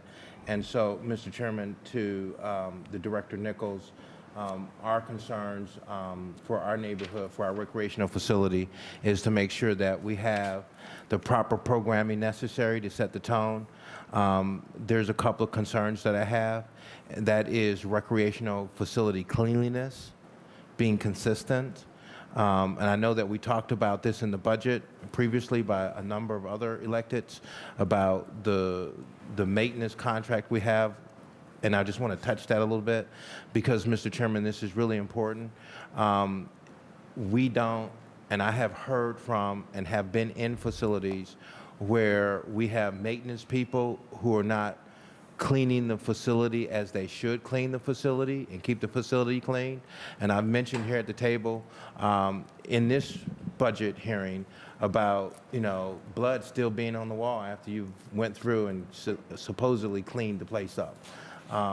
Not having cleaning supplies, not having the stuff that you need to clean our facilities up. So those are things that are important to me, Mr. Chairman, should be important to all the citizens of our area, that we really have a professional maintenance staff, a professional cleaning staff that's taking care of our facilities so as to make sure that they're well maintained moving in the future.